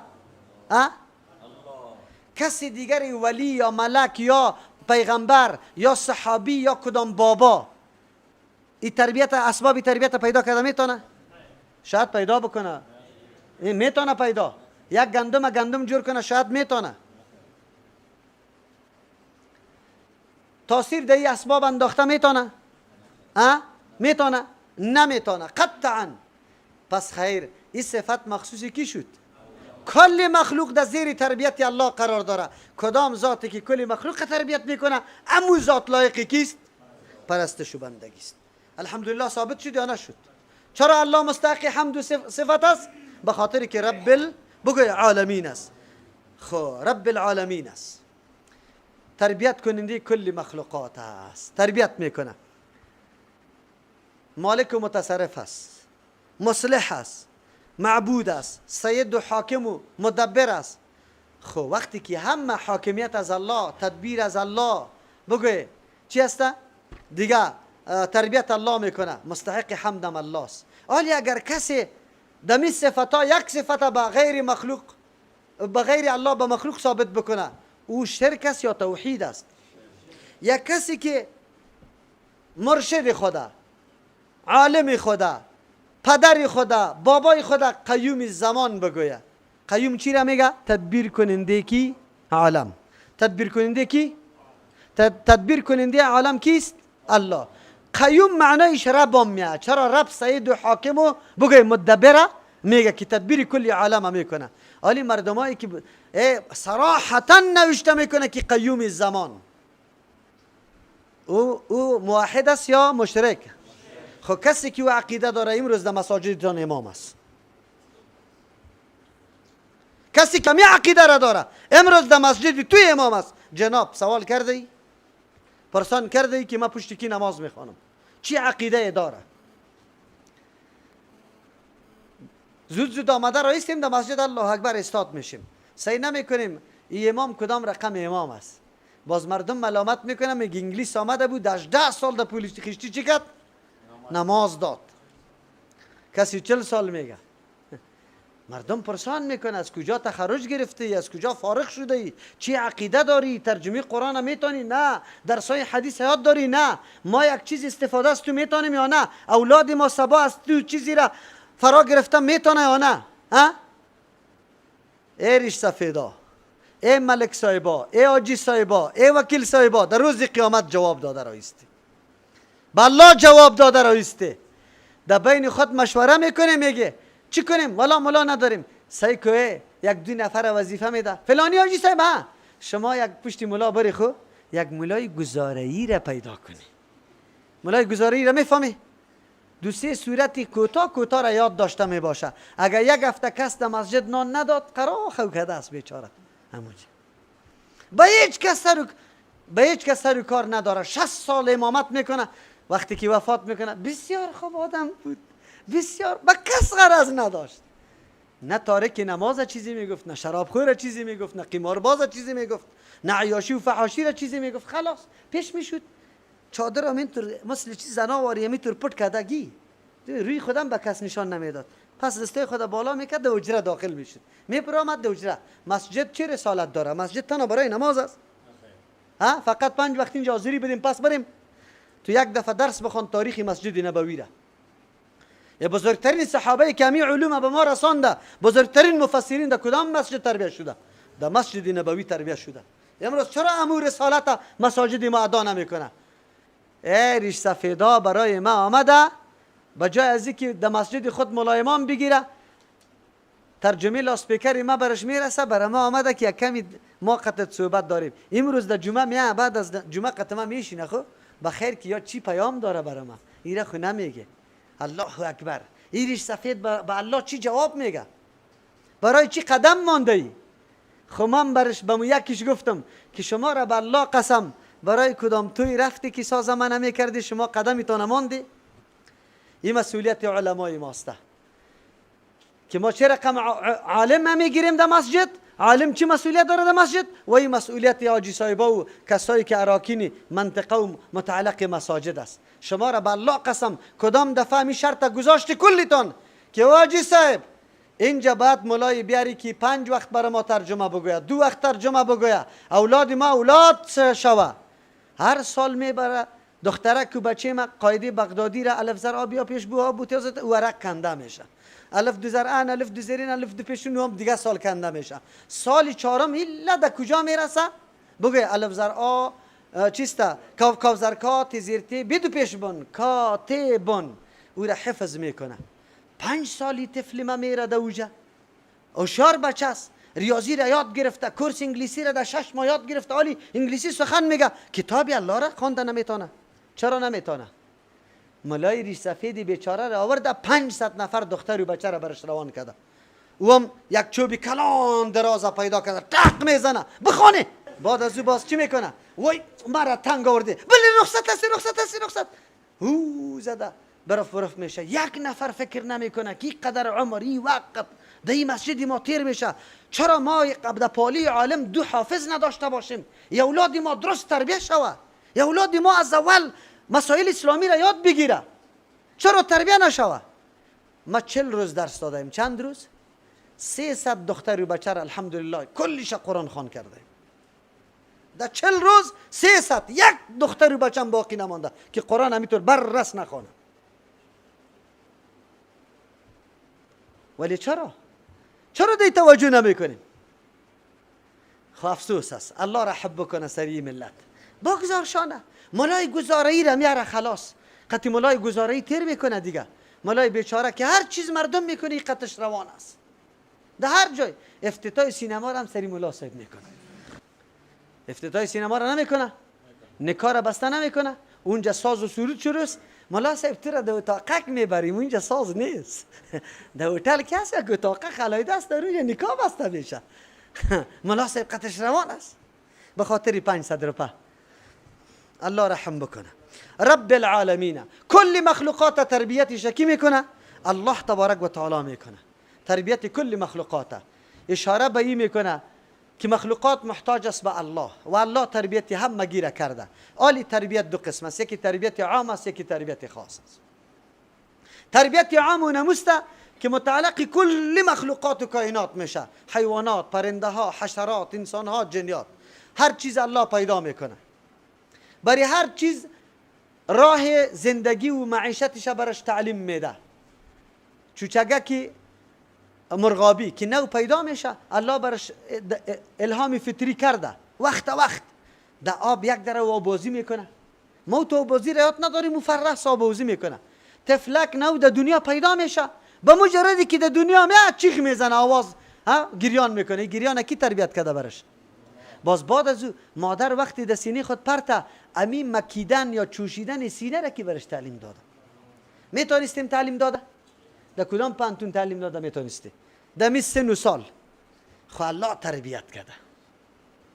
الله تربیت کرده. رب العالمین است. این تربیت عام میگه. دوم تربیت خاص است. تربیت خاص از بندگان خاص خدا میکنه، مثل انبیاء علیهم السلام، اولیاء کرام، بندگان مخلص. این تربیت خاص توسط چی میشه؟ راه یابی. الله هدایت نصیب میکنه. در زندگی دنیا که وقت خدا میدیدی که من همیشه قدمم مطابق دین الله هست، مطابق فرمان و دستور الله است، اینی تربیت چی است؟ خاص است که الله بری تو کرده. بله الله تبارک و تعالی بندگان خود تربیت میکنه. خب کدام بنده را؟ امو بنده که انابت داره، خود محتاج به الله دانسته، ما را تربیت میکنه. الحمدلله. قرآن کریم کتابی چیست؟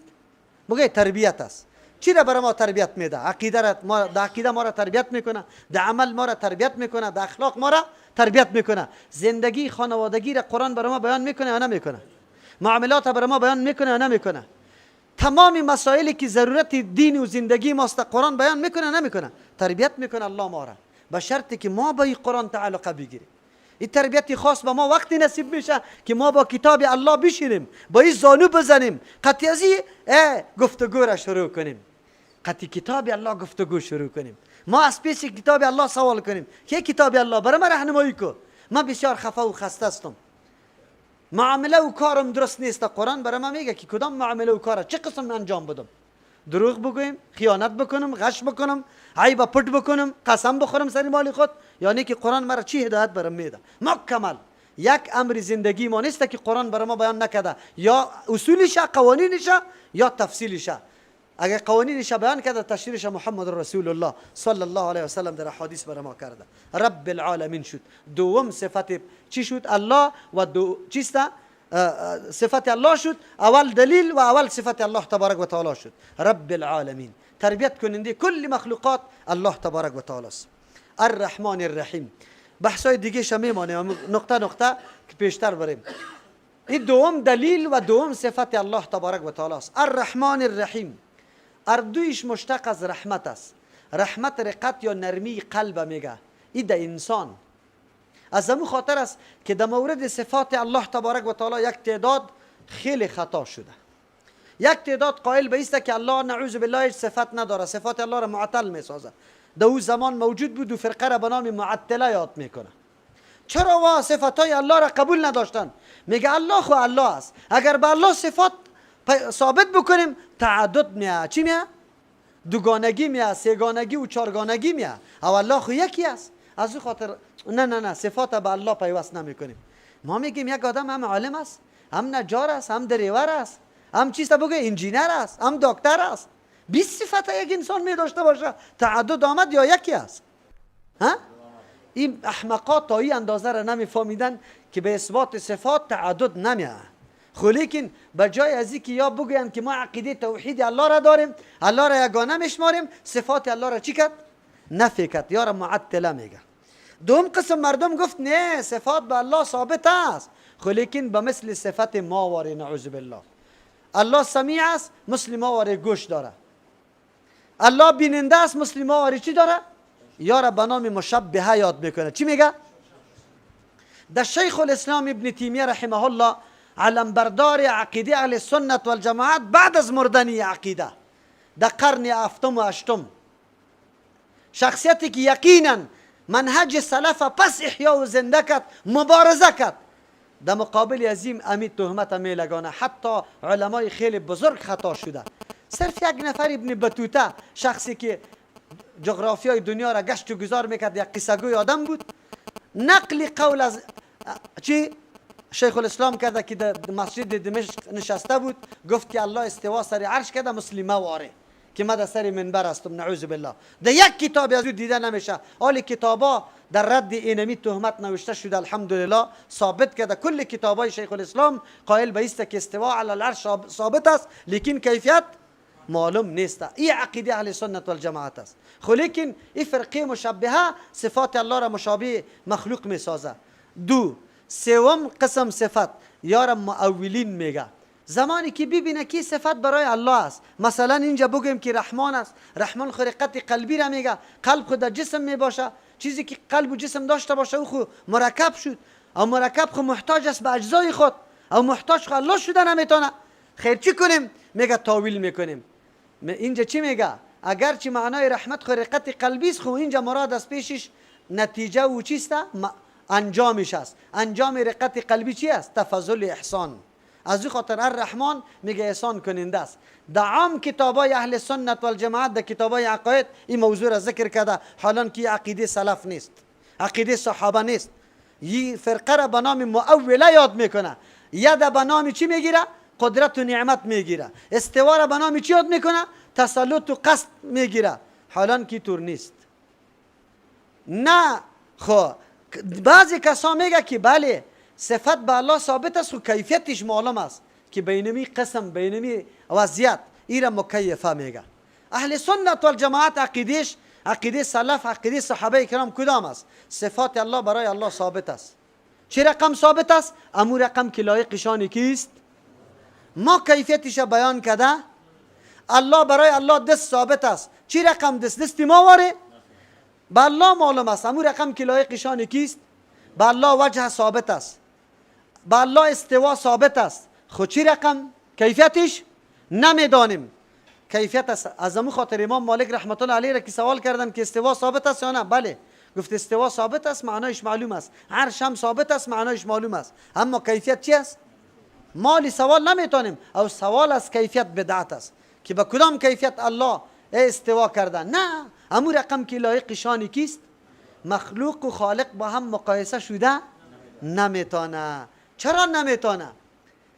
وقتی که یک انسان یک کمی علم داره، یک کمی علم، ما از علم از او معلوم کرده نمیتونیم که چه حد علمی ازی است.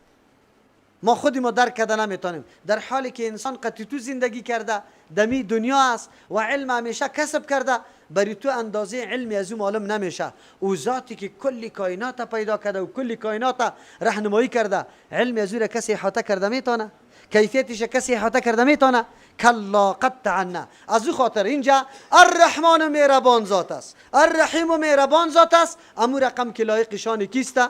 الله تبارک و تعالی است. رحمان و رحیم اردو از رحمت مشتق شده. فرق در بین چیسته؟ در بین اردویش مفسرین مختلف نظریات داره. رحمان متعلق دنیا، رحیم متعلق چی؟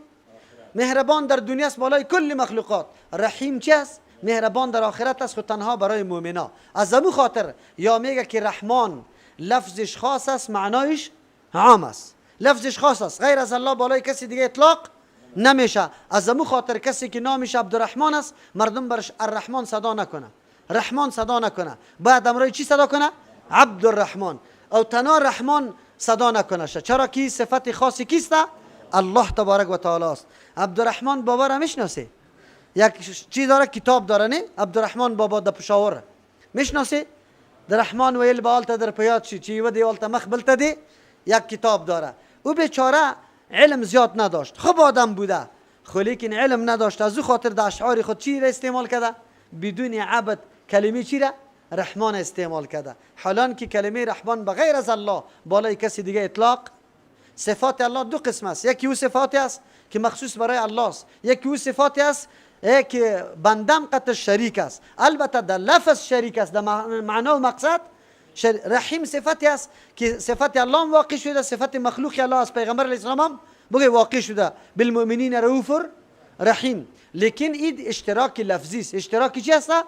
لفظش مشترک است، معنایش چی است؟ بگوی علایده علایده. چرا؟ رحم الله بی پایان است، بی غرض است، بی عوض است. اما رحم بنده بی عوض و بی غرض می باشه؟ نمی باشه. بالای کلگی می باشه؟ نه، بالای هر کس نمی باشه. از او خاطر اینجا اشتراک لفظی وجود داره، معنوی نه. اما یک قسم صفات الله است، او صفات مبالغه می باشه که غیر از الله بالای دیگه کس اطلاقش نمیشه. ستار، جبار، غفور. صحیح است؟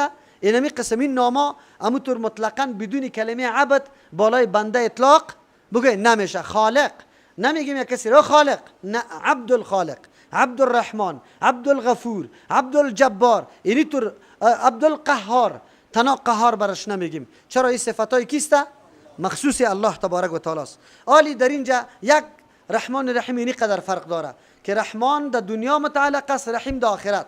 رحمان لفظش خاص، معنایش عام. رحیم لفظش عام، اطلاقش بالای الله و بالای انسانان میشه، اما معنایش چیست؟ خاص است که برای مؤمنان است. بعضی فرق به این رقم میکنه که رحمان دهنده نعمتای بزرگ، رحیم دهنده نعمتای بگه کوچک. بعضی فرق میکنه. رحمان که مهربان است زیاد، یعنی مهربانیش زیاد است. او رحیم چی مانا؟ مهربانیش لازم است، یعنی حتما قطعی الله تبارک و تعالی است. بعضی رحمان اسم ذات و رحیم اسم فعل میگیره.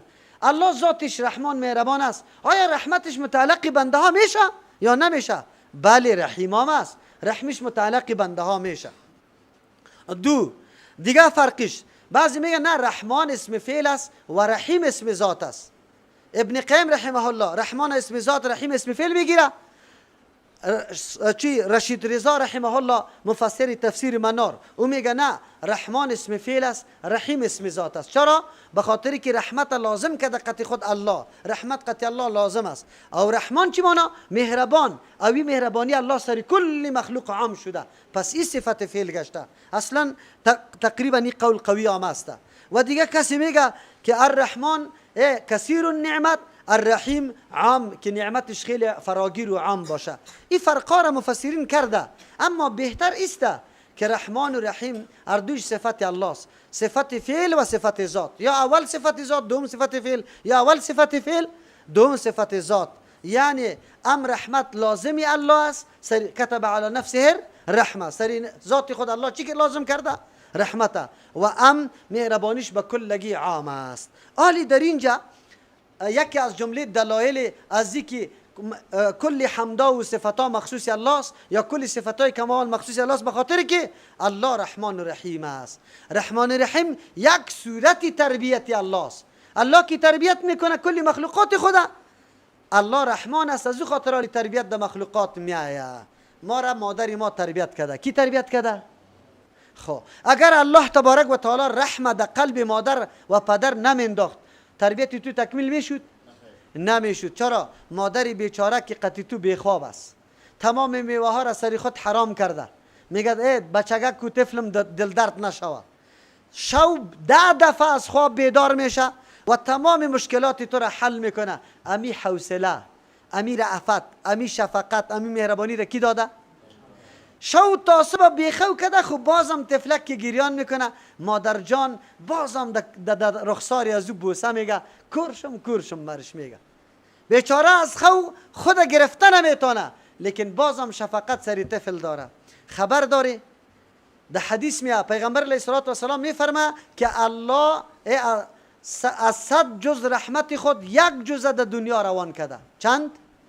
و 1 جز در بین کل مخلوقات چی کرده؟ بگه توزیع کرده او تقسیم کرده.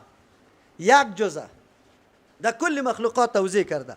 آلی شما بگه پیغمبر علیه السلام میگه که حتی اسب وقتی که سنبی خود بالا میگیره که چوچیم زیر لغت نشوه، امی هم از آثار رحمت کیست؟ الله. در یک موقع پیغمبر علیه السلام در جهاد روان است، کدام صحابی چوچه کدام پرنده را گرفته و پرنده لشکر صحابه که میره پرنده میپره دمی روی صحابه میشینه، باز که پیشتر میره باز دمی روی. پیغمبر فکر کرد، گفتی کیا دلی از این پرنده را اوگار کرده؟ یک صحابی برش گفت که فلان صحابی چوچیش گرفته. الله گفت چوچیش پس بده برش. الله اکبر. پرنده است چقدر غم چوچی خدا داره. در حقیقت چاپلوسی به چی میکردن؟ و لشکر میکرد که چوچی مرا بگذاره. بعد از او پیغمبر علیه السلام هر حرکتی پیغمبر به حکمت و مصلحت نمی باشه. از صحابه سوال کرد، گفت چه فکر میکنی که پرنده چقدر مهربان بالای چی بود؟ همین چوچیش بود؟ گفت یا رسول الله بسیار مهربان بود. پیغمبر علیه السلام گفت بالله قسم، الله سری بندگان خود از این پرنده کدام زیاد مهربان است. در یک موقع در جهاد زن دیدن که طفل خود محکم گرفته، همینطور در دوران انقلاب بمبارد که میشد کل تانی را مشاهده کرده. مادرات طفلکی خود چی میکنه؟ خود در مرمی میده، طفل در بغل نگاه میکنه. تو کی بری طفلکی پسر پرستیش میکنه، خلی که نمی قدر شفقت داره. پیغمبر وقتی که او زن دید به صحابه سوال کرد، گفت چقدر مهربانی داره این مادر سری طفل؟ گفت خیلی زیاد داره یا رسول الله. گفت بالله قسم، الله سری بندگان خود از این قدم مهربان است. الله اکبر. صفت رحمان مایوسی را مکمل گم میکنه. اگر یک بنده به میلیون دفعه گناه کرده از رحمت الله مایوس نشوه. الله مهربان ذات است، به شرطی که عقیده صحیح داشته باشی. گوشتان آواز کنی که عقیده توحید نداشته باشی، که کل عمر سر به سجده مانده باشی، به نزد الله مقبول است. ان الله لا یغفر ان یشرک به. الله بخشش نمیکنه که شرک امروش کرده شد بی غیر توبه. انه من اشرک بالله فقد حرم علیه الجنه. الله سرش جنت حرام کرده. الله زیاد مهربان است. خود موضوع عقیده الله تبارک و تعالی قرآن که ورق میزنی به دلیل عقیده نیست، به خاطر که مردم عقیدهش صحیح شوه که در بدر نشوه. شما بگویی که دلسوزی سری مردم بکار است یا نیست؟ حج میکنن، زکات میدن، شو تا صبح تهجد میخونه بیچاره، در این روزای گرمی روزه میگیرن، اما عقیده چی را داره؟ قبول میشه این عمل به نزد الله؟ نه. بخیر میاد سوره بقره، شرک به منزله آفت است که در باغ کل درختای میوه تا چی میکنه؟ میسوزان، از بین میبره. ما و شما چقدر دلسوز باید سر ملت خود داشته باشیم. ما از امو خاطر میگم که علمای ما آخر به الله چی جواب میگه؟ این امت بیچاره را با چشم سر میبینه. مقتدیش امروز نیست، کجا رفته؟ غزنی. چی کرده؟ مریض در غزنی برده. خب مریض در غزنی برده، غزنی جور میتونه؟ این جمعی موضوعم ثمره رحمان و رحیم چیست؟ براتان میگه و مولوی صاحبی طور نگو، ما که در این قبر آمدیم این رویداری الله است، این نازدانی الله است. ما از الله خیلی دور هستیم، بسیار گناه کردیم، الله ما را نمیپذیره. آمدیم این را واسطه میکنیم. صاحب قبر چی میکنیم؟ شما بگوی که الله زیاد مهربان است یا او صاحب قبر؟ ها؟ نه، او زیاد مهربان است. خودش میگه که مرا الله قبول نمیکنه. خیر وقتی که قبول نمیکنه به خاطر چی قبول نمیکنه؟ که خیلی زیاد گناهگار است. صاحب قبر چرا قبول میکنه شه؟ وجه قبول کردن او چرا میپذیره شه؟ بگوی برام. او چرا میپذیره شه؟ وجهش بگوی. از این خاطر که او هم گناهگار است. چی؟ وجه مشترک دارن هر دویشون. باز بدبختا میخیزن نعوذ بالله، قیاس میکنه پاچایی الله را بالای پاچایی بنده. میگه سایکو در پاچا که میری اول کسی را میبینی، وقت میگیری، واسطه پیدا میکنی، باز اونجا میری. الله چی برای ما میگه در قرآن؟ فلا تضربوا لله برای الله مثال بیان نکنه. لیس کمثلی، به مثل الله چیزی نیست و هو السمیع البصیر است. تو پاچایی الله را این مخلوق بیچاره خو متاثر است. کسی که سفارش برش میکنه او خو قرار در ارگ رفتن نمیتونی، از او خاطر ضرورت داری که کسی را پیدا کنی که تو را ببره. او خو میترسه که حالی تو بمقتی خود نبری. الله میترسه از کسی؟ الله مستقیم میگه ادعونی استجب لکم. الله کسی که گناه کرده، کسی که اسراف کرده، کسی که از حد تجاوز کرده، امور میگه کل بنی آدم خطاء. ده حدیث است، هر بنی آدم خطا میشه و خیر الخطائین بگه التوابون، کسایی که به الله رجوع میکنه. خود جناب اونجا که تو رفته که توی را وسیله میکنی، با کدام نیت وسیله میکنی؟ حتما عقیده داری که از الله که در این سرم مهربانی و شفقت زیاد داره. آلی با صفت رحمان و رحیم عقیده داره یا نداره؟ بگوی شما، بگوی دیگه. با صفت رحمان و رحیم عقیده نداره، نفهمیده معنای رحمان و رحیم بیچاره. اگر این معنای رحمان الرحیم بفهمه گاهی به قبر نمیره. میگه که مهربان ذات کیسته؟ ثمره رحمان الرحیم است که ما به یک الله از او کده مهربان ذات نیست. اگر انسان هر قدر گناه بکنه بازم مهربان ذات کیست؟ توبه ما را کی قبول میکنه؟ این دو صفت در بسم الله الرحمن الرحیم هم ذکر شده بود. اینجا چرا ذکر شده؟ در اونجا به خاطر ذکر شده بود که دلیل برای طلب استعانت بود. ما چرا استعانت از الله طلب بکنیم؟ کمک از الله؟ به خاطری که مهربان ذات دهنده کمک، کننده کمک کیست؟ الله رحمان رحیم است. از او خاطر طلب میکنیم. اونجا دلیل استعانت بود، اینجا دلیل چی است؟ حمد است. چرا حمد برای الله میگیم؟ به خاطری که رحمان و رحیم کیست؟ یک وجه. دوم وجه، رحمان و رحیم رحمت دو قسم است. یکی رحمت ذاتی است، یکی رحمت صفتی است. رحمت ذاتی هم دو قسم است. یکی رحمت عام است، یکی رحمت خاص است. رحمت ذاتی عام کی را میگه؟ پیدا کردن کل مخلوقات. این رحمت ذاتی الله است و عام است. هر فرد کی پیدا کرده؟ آلی رحمت ذاتی خاص کی را میگه؟ در بین امی مخلوقات خود، در بین این مخلوقات ایتور کمال یا ایتور اعذار ذات برش دادن که از دیگه مخلوقات کده متمایز باشه. مثل انسان ها از دیگه مخلوقات کده متمایز. در بین انسان ها انبیاء علیهم السلام، اولیاء کرام، بندگان مؤمن مخلص یا از دیگه کده چیستن؟ ممتاز هستند. ایرا رحمت ذاتی چی میگه؟ خاص میگه. دوم قسم رحمت صفتی است. رحمت صفتی هم دو قسم است، یکی عام است یکی خاص.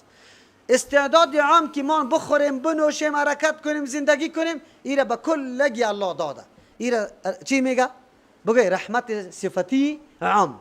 لیکن استعداد و قابلیت جداگانه، توفیق و ایمان برای راه خدمت دین به بعضی افراد الله داده. ایره صفت رحمتی چی میگه؟ خاص میگه. در بسم الله بیان صفت رحمت ذاتی بود. در الحمدلله بیان صفت رحمت چی هسته؟ صفتی است. چرا اونجا مقام ذات بود، اینجا مقام چی هسته؟ بیان صفات الله است. پس اینطور معنا میشه که الرحمن زیاد مهربان، عام مهربان، صفتای عام به کل مخلوق میده. صفتای عام کدام است؟ به هر مخلوق قابلیت زندگی کردن، استعداد زندگی کردن برش داده. الرحیم که رحم کننده است، یعنی دهنده نعمت خاص است برای بندگان خاص خود. با چی چیز؟ نعمت خاص الله چیست؟ بگه بزرگترین نعمتش هدایت است که برای کسی هدایت نصیب میکنه. باز ده هدایت که کسی تنها مؤمن میشه، بعد از او میبینی که الله خصوصیت دیگر را برش نصیب میکنه. یک نفر است تهجد میخونه، یک نفر از پولش یک روپیش به جای مصرف نمیشه، یک نفر از حرکت گفتارش هیچ وقت به جای نیسته، همیشه در خدمت دین است. زبانش یک نفر از قدم که میمونه برای خدمت دین است. این خصوصیت، این نعمت کی داده؟ الله تبارک و تعالی انتخاب میکنه. یک کسی است که همین صفات را نداره، مؤمن است لیکن زبانش دشنام و بدگویی میکنه. مؤمن است قدمش نعوذ بالله طرف راه غلط میره، گوشش گپی غلط میشنوه، زبانش تکلم به گپی غلط میکنه.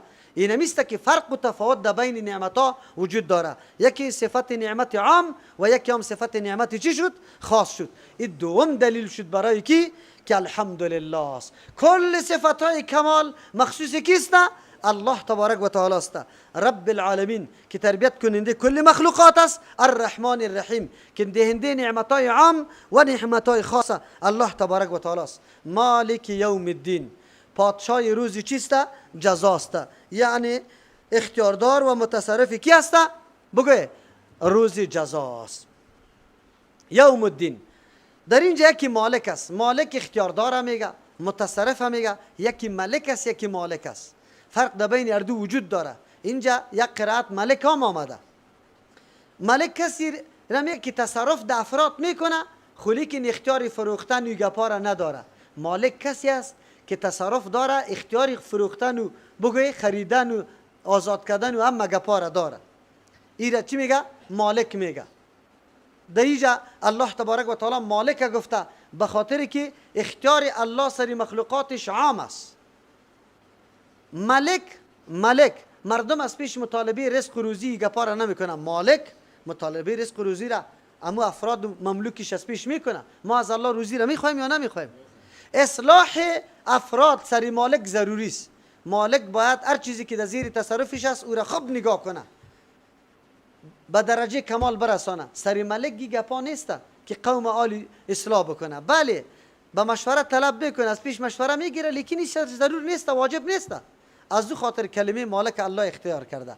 یوم سه معنا داره، گاهی مطلق روز میگه، گاهی شب و روز اردویش میگه، گاهی مطلق یک تاریخ و زمان میگه. مثل یوم بدر، روزی بدر. روزی بدر خو یک روز نبوده، چندین روز جنگ ادامه کرده به نام یوم یاد شده. اینجا مراد از یوم مطلق وقت است، یعنی در وقتی که پاداش داده میشه. اختیارداری امو وقت کی است؟ الله است. دین اگرچه معانی زیاد داره، دین به معنای انقیاد و تابعداری، دین به معنای قانون عمومی، دین به معنای سیاست، دین یک کلمه جامع است که شامل اطاعت و فرمانبرداری و هم مگی میشه. دین به معنای پاداش دادن، اینجا دین به معنای پاداش دادن است. مالک یوم الدین اختیاردار روزی پاداش دادن است. الله تبارک و تعالی اینجا سوم صفت خدا و دلیل سوم ذکر میکنه. دلیل سوم، الله تبارک و تعالی یک روز فرا میرسه که پاداش میده. معلوم شد که اعمال انسانی در دنیا همونطور هدر نیست، اما نوشته و ثبت میشه و مطابق از او پاداش داده میشه. آلی در اینجا الله تبارک و تعالی چرا خاص میکنه که اختیارات تنها در روز جزاست که روز قیامت است؟ در دنیا هم الله اختیاردار است، به خاطر او را خصوصی ذکر میکنه که اظهار مالکیت الله در اونجا خیلی واضح میشه. در دنیا خو مخلوق خودم مالکیت مجازی داده. ما و شما مثلا در این ورق ما تصرف میکنم، قاط میکنم، چیر میکنم، هر چیزی که سرش میکنم چی هسته بگه؟ این در اختیار خودم هسته. لیکن اینمی ملکیت حقیقی است یا مجازی؟ موقتی است یا دائمی؟ پس معلوم شد که فرق بین ملکیت ما و ملکیت الله وجود داره. ملکیت الله حقیقی است، از ما چیست؟ مجازی. ملکیت الله دائمی است، از ما چیست؟ موقتی است. از همون خاطر است که الله خو مالک دنیا هم است، لیکن در دنیا به مخلوق خود یک نوع تصرف داده. اختیارداری الله خوب واضح به مردم نمیشه، اما در اونجا اختیارداری الله به مردم خوب واضح میشه. کسی نیست که خود برپانه، حرکت بکنه، صدا یا تلفظ بکنه. کلگی منقاد به کی است؟ لمن الملک اليوم. امروز اختیارات پادشاهی برای کیست؟ همه مخلوق الله عاجز باقی مانده استاد است. کلگی اونجا اختیارات الله ظاهر میشه. پس اختیاردار روز جزا الله تبارک و تعالی است. ای از ثمره مالک یوم الدین چی است؟ تصورات غلطی که ناشی میشه از عقاید مردم، که مردم در غلط فهمی میفته، قطع مالک یوم الدین مکمل رد شد. یک تعداد مردم میگه ما اگر عملی بد میکنیم، اگر ما کجروی میکنیم، خو لیکن ما بازم نجات یافته هستیم. چرا نجات یافته هستیم؟ به خاطر که کسانی وجود داره که واره الله اختیار داده سفارش ما را میکنه. سری الله می قبولانه. مثل که نصارا عقیده داره میگه عیسی علیه السلام خدا قربانی کرده برای گناه ما. ما که هر قدر گناه بکنیم وقت چی است؟ معاف است. در بین مسلمان هم چون مردم پیدا میشه. یهود هم همین قسم ادعاها داشتن، گفت نحن ابناء الله و اولیاؤه. ما بچای کیستیم؟ بچای الله و چیست؟ اولیای الله استیم. نعوذ بالله. لا لن تمسنا النار الا ایام معدوده. برای ما آتش نمیرسه مگر یک چند روزی معدود که یک چند تنی ما گوساله پرستی کرده، دیگه ما ټیکه‌دار جنت هستیم. این تصور و پنداشت خیلی غلط و نادرست بود. از همون خاطر پشتی سر در سوره بقره همین پندارهای یهودا که به اساس دلیل نیست کل شرط میکنه، قباحت و خباثتش بیان میکنه. با تاسف که همین مرض سرایت کرده در بین مسلمان ها هم. در بین مسلمان هم یک تعداد، یک طایفه و طبقه نعوذ بالله خود معاف میدانه. میگه ما سید هستم، دیگهش میگه ما آخوندزاده هستم، دیگهش میگه ما صاحب زاده هستم، دیگهش میگه ما میازاده هستم، دیگهش میگه ما ایشان هستم، دیگهش میگه ما خوجه هستم. اینه کلگی معاف شد. یک گینه عامی بیچاره تو مانده ای، برو دیگه چو به سوخت جهنم توستی. قرآن اینطور تصوراتی که به اساس دلیل نیست ای را رد میکنه. نه پیغمبر علیه السلام به فاطمه رضی الله عنها چی میگه؟ که بخیز عمل بکو. بخیز چی بکو؟ من تو را نجات دادنی نیستم وقتی که محمد رسول الله جگرگوشه و فرزند خیلی نزدیک خدا، خیلی دوست خدا که فاطمه زهرا رضی الله عنها است، او را نجات داده نمیتونه. خیر بابا و پدری تو چطور میتونه که تو را نجات بده؟ مردم خطا شده، شفاعت مفهوم و مقصدش نمیفهمه، از او خاطر در یک مصیبت دیگه واقع شده. میگه ما در خاندان اینی رقم هستیم، از او خاطر معاف هستیم. الله میگه نه، اختیاردار روز جزا کیست؟ اونجا حتی پیغمبر زبان شور داده نمیتونه بدون اذن من ذا الذی یشفع عنده الا. کدام کسی است که سفارش بکنه به نزد الله تبارک و تعالی بدون اجازه الله؟ کسی میتونه؟ کلا قطعا نمیتونه. از او خاطر تصور غلط انسان نکنه، عمل خود و عقیده خود درست بکن. اگر هر قدر بچه پیغمبرم باشی، الله اکبر، قرآن چی واقعات بیدار کننده را برای ما ذکر میکنه. ابراهیم خلیل الله پدرش مشرک بود یا نبود؟ نجات داده میتونه؟ پدری پیغمبر علیه السلام هم مشرک است، در حدیث صحیح ثابت است. نجات داده میتونه؟ نمیتونه. لوط علیه السلام زنی خود نجات داده میتونست؟ نوح علیه السلام بچه خود نجات داده تانست؟ کلا قطعا نه. این داستانای است که ما را بیدار میکنه که ای مردکه، اعتماد به بابا و پدر نکو، اعتماد بالای اولاد نکو، اعتماد سری خود بکو، عقیده و عمل خودت جور بکو. در اونجا اختیاردار روز جزا فقط و فقط الله تبارک و تعالی، و الله اجازه نمیده به او کسانانی که چیسته عقیده توحید نداشته باشه. کسی که سفارش میکنه الله اجازه میده، در حق کسی که سفارش میشه الله کی میکنه؟ بدون اجازه الله نمی باشه. او کسی که عقیده توحید نداشته باشه الله در حق از او سفارش اجازه نمیده. پس این تصور نادرست دور که از پیشش. چرا مردم چرا اینطور است؟ زمانی که دیدن که از ولی یک امر خلاف عادت صادر شود، فکر میکنه که امی کلی کمالات در وجود عزیز. کرامت خو کسی که مدعی تابعدار یک پیغمبر است دعوای پیغمبری را نداره و اعمالش مکمل مطابق سنت است، این را به نام کی یاد میکنه؟ ولی. به نام کی یاد میکنه؟ قرآن کریم در سوره یونس را معرفی میکنه. ولی کی را میگه؟ الذین آمنوا و کانوا یتقون. ولی کسانی هستند که عقیدهش درست باشه و مسلسل زندگی را در تقوا تیر کرده باشه، او را ولی میگه. او تقوا توسط چی حاصل میشه؟ قرآن هدی للمتقین. برنامه هدایت برای متقین کیست؟ کتاب الله. بدون کتاب الله تقوا حاصل نمیشه. پس از او خاطر اولیاء کسی است که تقوا را پیشه کرده، عقیده درست داره، او را اولیاء میگه. گاهی الله برای نشان دادن عزت ازی که برای من آدم خیلی نزدیک است، پیش است، یک امر خلاف عادت از او صادر میکنه. او در اختیاری امی بنده و ولی نمی باشه. از امو خاطر اولیای بزرگ خوشداری ازی بودن که از ما اموری خلاف عادت صادر نشوه، امو طور پنهان باشیم.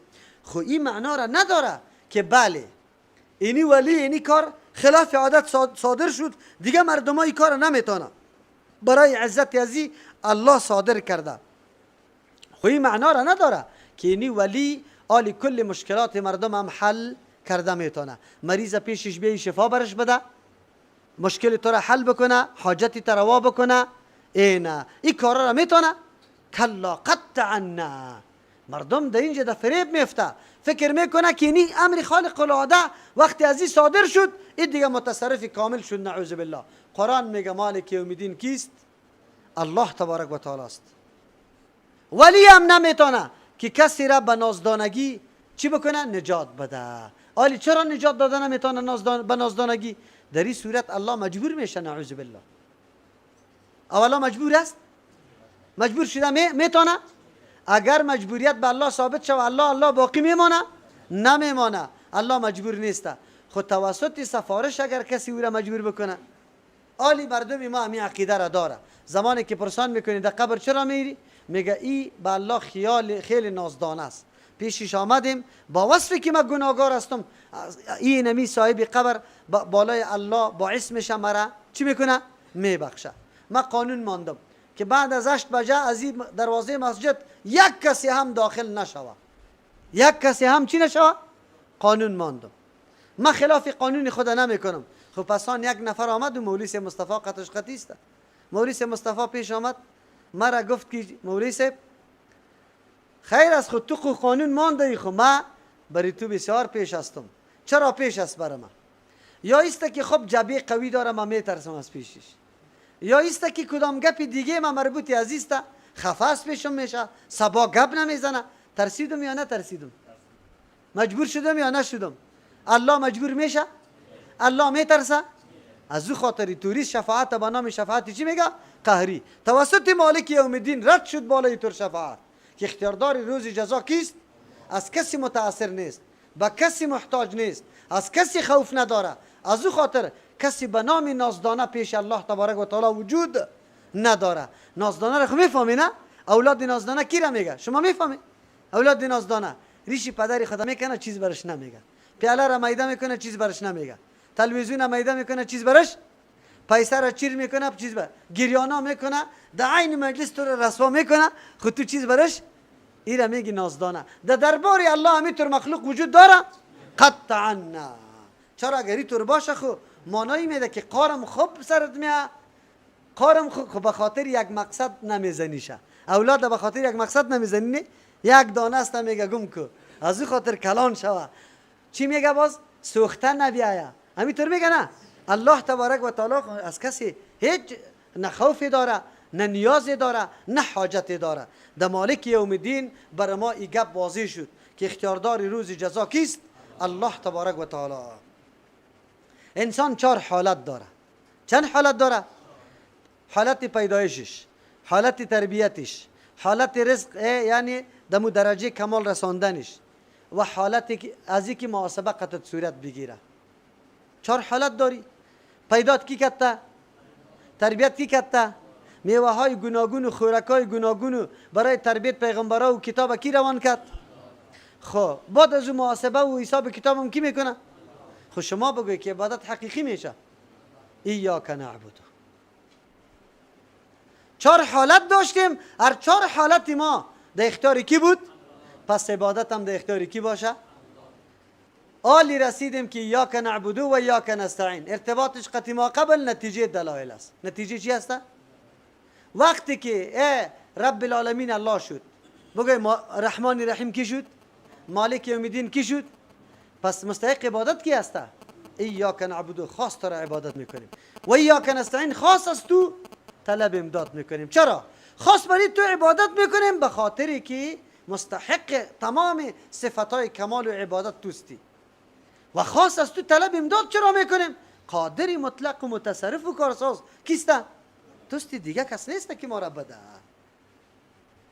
راز کل قرآن کریم دینمی 2 جمله است. ایاک نعبد، اینی را میگه راز قرآن کریم، سر قرآن کریم. کل بحث دینمی اینجا خلاصه میشه.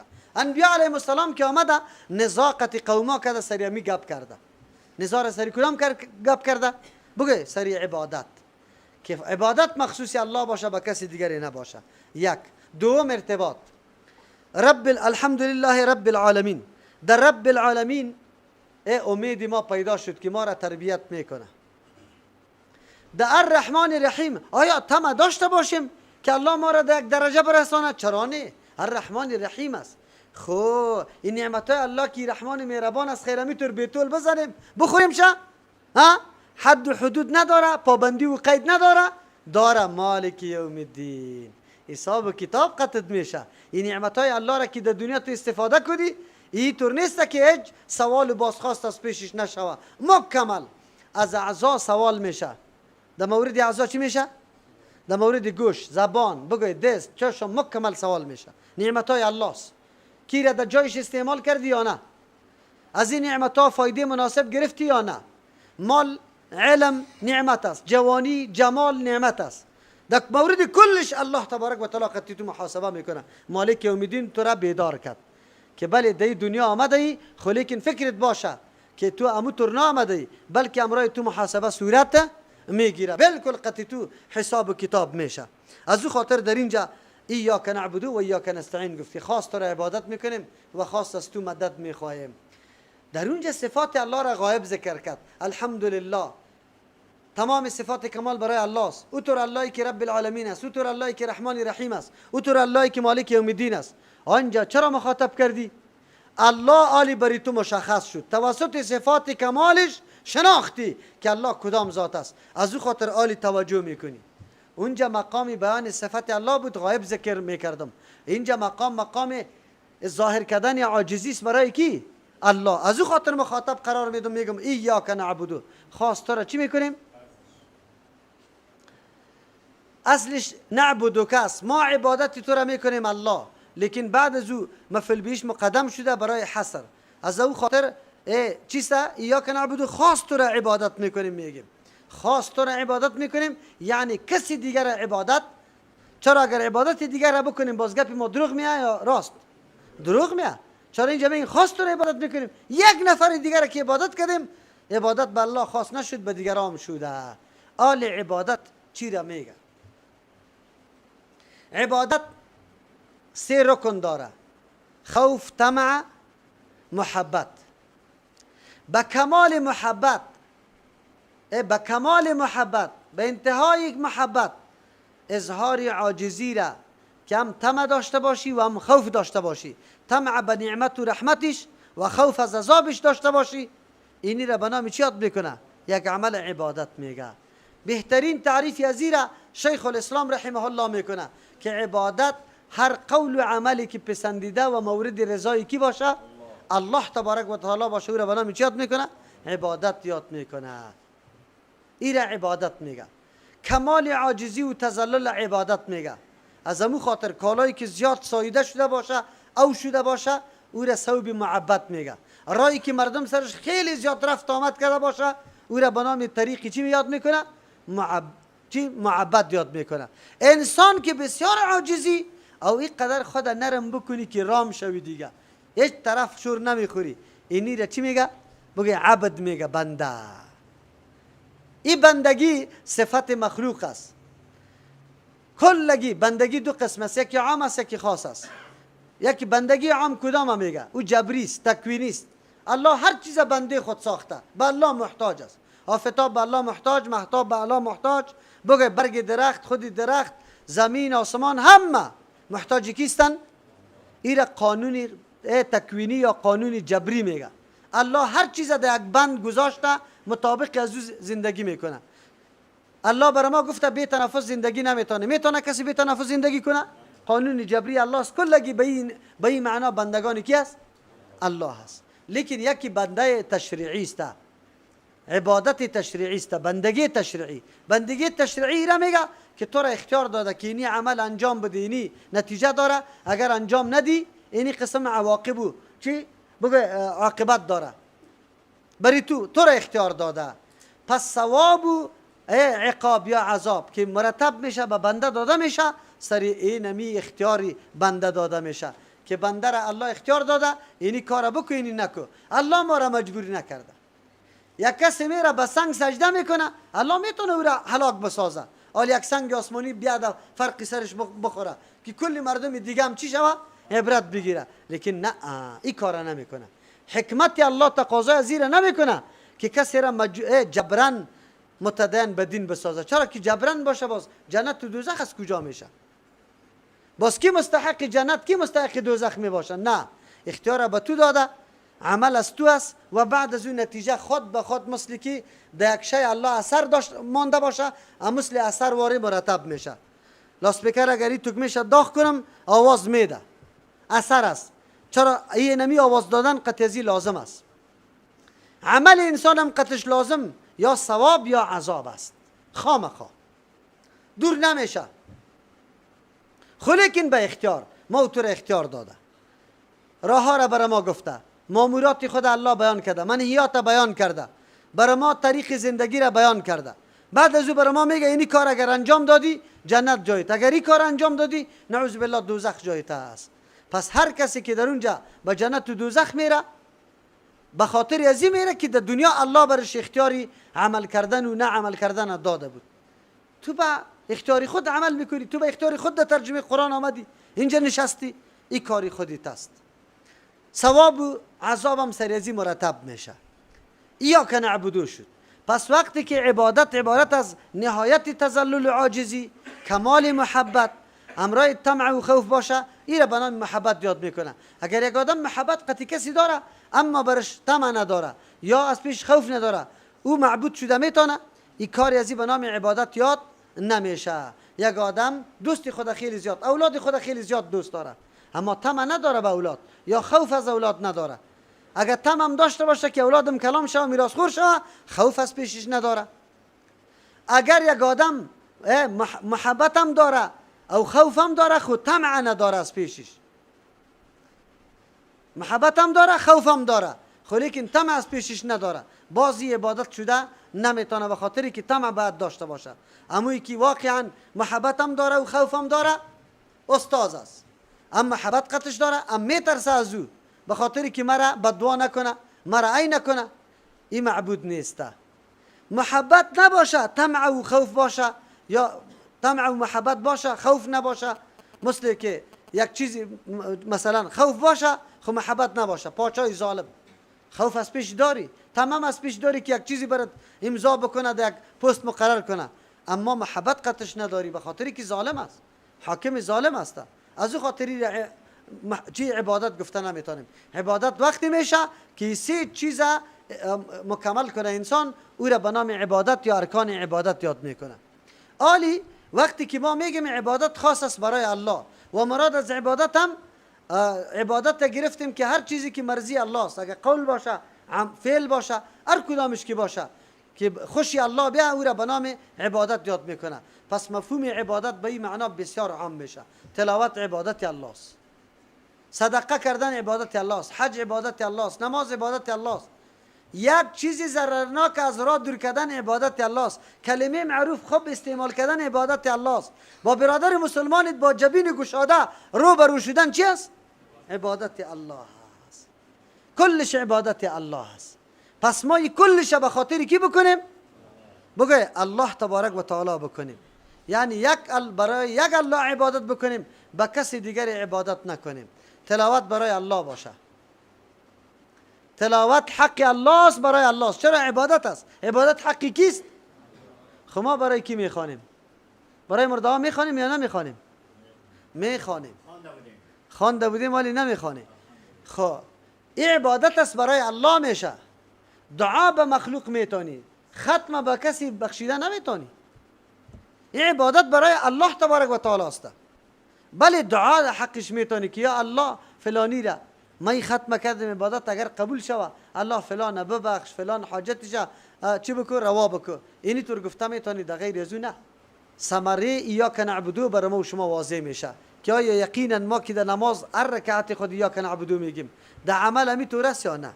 عبادت چقدر اهم است، چقدر اهمیت داده الله تبارک و تعالی انبیا علیهم السلام خود روان کرده برای عبادت.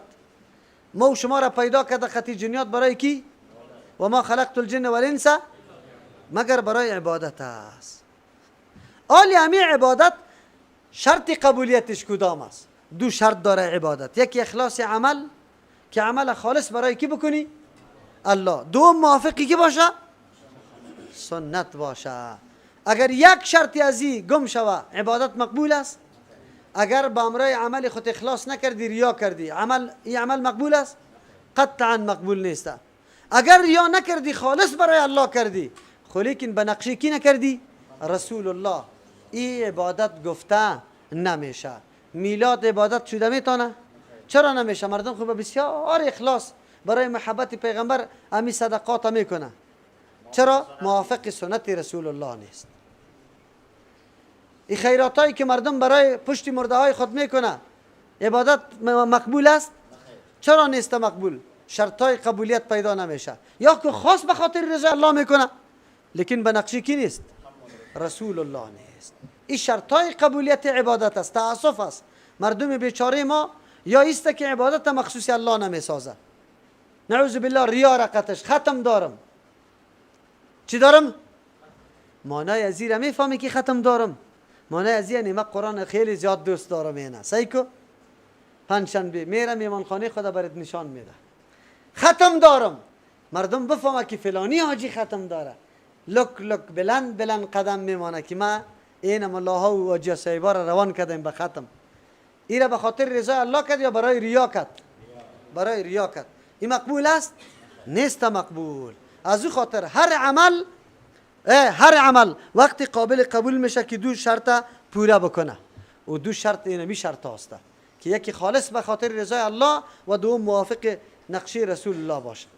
چقدر نکته مهم است. عبادت است. چرا این مهم است؟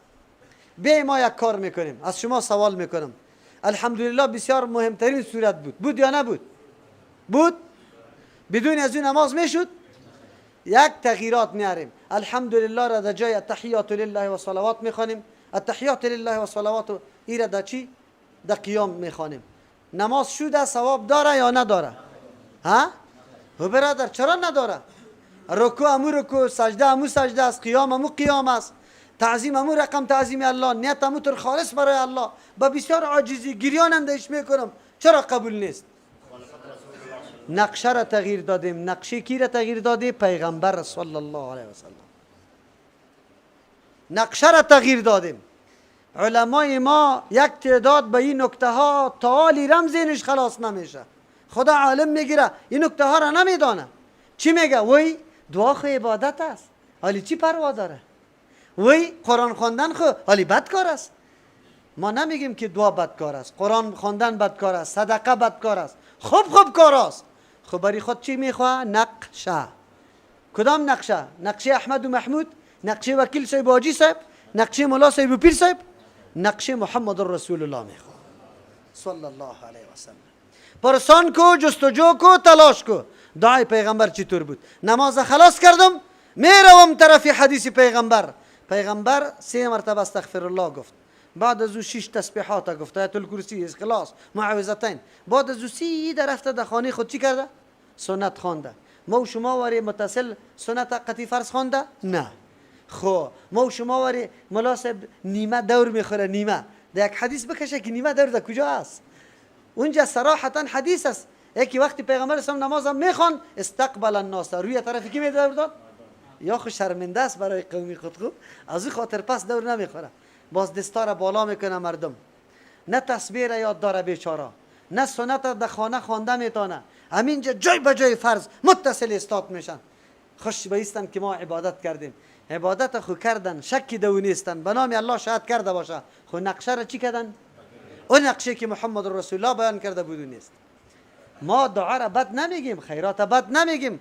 ما میگیم که خیرات در جای درست، در مصرف درست، در موقع درست انجام داده شود. برادرای ما محنت میکشه، زحمت میکشه، بعد ثواب خیلی زیاد ببره. آلی اگر ما بگیم که ختمه چه رقم است، شما میگی که پشت همین مسائل گرفته ذهنتان روشن شود. چقدر ضربه داده امت اسلامی را. ختم چقدر ضربه داده؟ شما خبر داری؟ ختم چقدر ضربه داده؟ یکی خوامی خاندان دیگه نه اولادش نه خودش هیچ اراده نداره که قرآن خوب یاد بگیره. چرا؟ میگه قاری صاحبی کوره باز طلب میکنه اینجا سرش ختم میکنه. دوم وقتی که طلب کرد معلم صاحبم طلب میکنه، مامور صاحبم در ختم طلب میکنه نمیکنه؟ ها 1000 شاگرد معلم صاحب به درس ماند، مراجعین مامور صاحب در دفتر برای یک امضا از ولایت آمده، شب دیگه شام در کابل باقی ماند. این برای مامور دعا میکنه یا بددعا؟ عالی فهمیده؟ خب ختم کی خورد؟ این ختم برای چی بود؟ برای ثواب بود یا برای کدام گپ دیگه؟ بگوی شما. شامی نوشته میکنه ابن عابدین رحمت الله علیه در معتبر در فتاوای معتبری علمای احناف. شامی نوشته میکنه میگه کسی که طور ختمه را میکنه بگوی گیرنده پول و دادنی پول اردوش چی هسته؟ گناهگار و هیچ ثواب نبرده. چرا نبرده؟ میگه به خاطری که ختمه برای چی کرد؟ پیسه. عبادت وقتی برای پیش الله مقبول بشه که برای کی باشه؟ الله. اگر اینمی 2 پیازه را برای ریش سفیدا نده، پول نده، ریش سفیدا در خانهش میره. من خوب ببینم در خانه ما بیا ختم کنه وی نه چای میدم شانه و نه چیز ده، هیچ چیزام برش پخته نمیکنه. بیا در میمون خانه ما بشینه ختمه کرده بره باز پس برای میرند. خب ما خو گفتیم که شرط قبولیت عبادت چیست؟ اخلاص. او اینجا اخلاص وجود داره؟ نه. برای دنیا ختم کرده. ثواب چطور بخشش کنه؟ ثواب نداره. از کجا برای مردم بخشش کنه؟ الله رحم بکنه.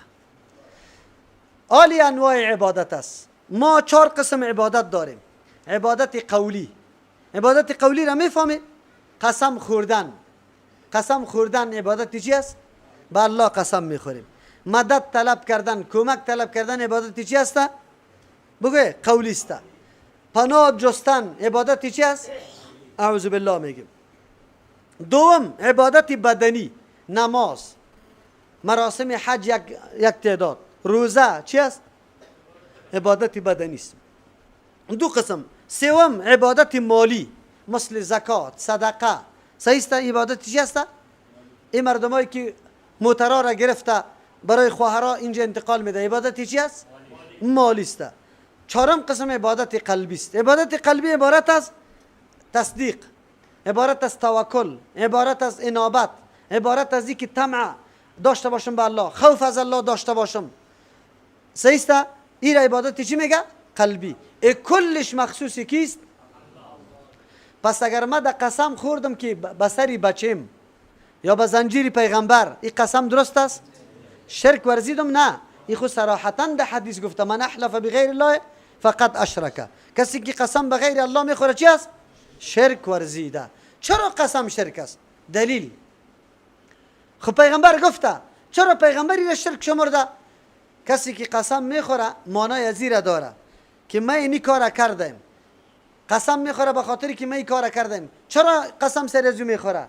یعنی اگر من سرینمی کردن کار ما، امو کسی را که من سرش قسم میخورم خبر داره، علم داره، و اگر من خلاف گفته باشم او مرا جزا داده میتونه. او این صفت غیر از الله در کسی دیگری پیدا شده میتونه که از حالتت خبر باشه و اگر تو مخالفت بکنی تو را چی بده؟ جزا بده. غیر از الله دیگه کس داره؟ نداره. خب امروز جامعه ما کلشان به سخی صاحب قسم است یا نه؟ به تیغ ابوالفضل قسم است. میگه نمیگه؟ به زنجیر پیغمبر دو گناه کرده. یک خود قسم به غیر الله خورد، دوم حدیث جور کدیره. وقتی که گفتی زنجیر پیغمبر سندش بیار کی زنجیر پیغمبر است؟ 4 دانه پلاستیک چینایی در بند انداخته شه، بگوی در تار بازو را چی میکنه؟ آنقدر مقدس میدانه که او را بیوزو نمیگردانه. میگه بیوزوستم تسبیح را چطور بگردانه؟ ای را بوسه میکنه. او دوڑای خور. ای خود تسبیح نیست. تسبیح خود سبحان الله گفتن است، الحمدلله گفتن است. ای خود حالی شمار کردن است. حالی شمار کردن بهتر به بندای انگشت بکو. چی ضرورت است که دانا را؟ آمد گپی آجی صاحبا چند وقت بعد روان است. روان است یا نیست؟ از اونجا زنگ میزنه بچیم چند جور تسبیح گرفتی؟ پدر جان یک 2000 گرفتیم. نه بچیم کم است، 1000 دیگر هم اضافه کن. باز کم نبیایم بچیم، باز کم نبیایم. و جناب آجی صاحب تو کجا رفتی؟ برای چی رفتی در اونجا؟ تو تالی عبادت و دین الله را نمیدانی؟ میری کارخانه و فابریکی چینایا را چلانده رو ایستی؟ در سر تسبیح 10 در پس 3000 گرفته چند شده؟ بگه 30,000 افغانی. 30,000 افغانی را در سر تسبیح داده. 30,000 افغانی یک ماه کرایه یک موتر است که خواهرها را از نقطه دور انتقال بده در اینجا. این کار را نمیکنن. او را به کی بده؟ به دریور. دریور هم در افتوگیری خداویزان میکنه، دول دول است. چی میده؟ گردن کام میکنه. عجیب است. این حالی شمار است. هیچ ضرورت به او نداریم. خسته خرما را شمار میکنیم. تسبیحات اینا بندای دست است. چی ضرورت برش دادیم؟ این تسبیح نیست. خب مردم میگه قسم به زنجیری کی؟ پیغمبر ایش در زمانش طوری تسبیح را ندیده. تنها از صحابه همی ثابت شده. ابی هریره رضی الله عنه دانه های خرما را، خستای خرما را یا ریگا را تسبیح را سر شمار کرده، سبحان الله گفتن سر شمار کرده. خیر و خلاص. از همون خاطر یک عالم در مکتبه شامله او را پیدا میکنه، سخت رد کرده سری مسئله تسبیح او کلگی را بدعت گفته، یک دم بسیار جدی رفتار کرده و دلایل قوی را آورده. خب ما اگر کسی را سنت بدانه، اینطور عقیده داشته باشه که بی وضو گشتانده نمیشه، عقیده داشته باشه که این زنجیر پیغمبر است، قطعا بدعت است. یقینا باز قطعا بدعت است. اگر اینطور نمیدانشه، تنها آله شمار کردن برای تسبیحات یا که وضو در آدم باشه باز میگیم پروا نداره. بازی را بدعت در دین نشد. بدعت چی شد؟ للدین شد، برای دین. وضوی تا یادت نگاه میکنه خیر و خلاص، یا شماری تسبیحات میکنی. خودی تسبیحات سبحان الله گفتن است. آلی قسم در جامعه ما مردم سری کی میخوره؟ بزرگترین قسم قسم سری اولاد است. قسم چی است بگه؟ سری الله قسم. این مردم بزرگ نمیدانه. سری چی؟ میگه به سری بچیم قسم. میگه نمیگه؟ الله تبارک و تعالی رحم بکنه که عبادتی قولی است برای الله نمیشه، برای چی میشه؟ غیر الله میشه. استعانت طلب کردن عبادتی چیست؟ قولی است. ما از کی طلب میکنیم استعانت؟ در وقت مشکلات خود. مشرکین مکه وقتی که تکلیف خیلی زیاد میشد باز چی میکرد؟ به الله آواز میداد. کشتیشان که طوفانی میشد در بین بحر باز بوتا متا را مکمل فراموش میکرد، به یک کی انجام میداد؟ چیست؟ به یک الله آواز میداد. ما مسلمان ها که هر قدر زور سر ما بیا، تور بابا، شړی بابا، چلگزی بابا، ناماست مختلف آواز میدیم نمیدیم. چطور مؤمن هستیم؟ ایده کدام کتاب برای ما گفته که در حوایج و مشکلاتتان آواز به اونجا بده؟ اینجا خو یا کنستعین میگیم، خودی که ما اقرار میکنیم پشت سر در یا کنستعین تشریحش میکنیم. خب آلی بیا، عبادت بدنی نماز است. نماز تنها برای الله میشه. راستی تا نبگوی به ارواح مردا چقدر نماز خوانده؟ خصوصا کدام روزی که مرده وفات کرده در مسجد ها او را الوای حول میگه. الوای چی میگه؟ اول.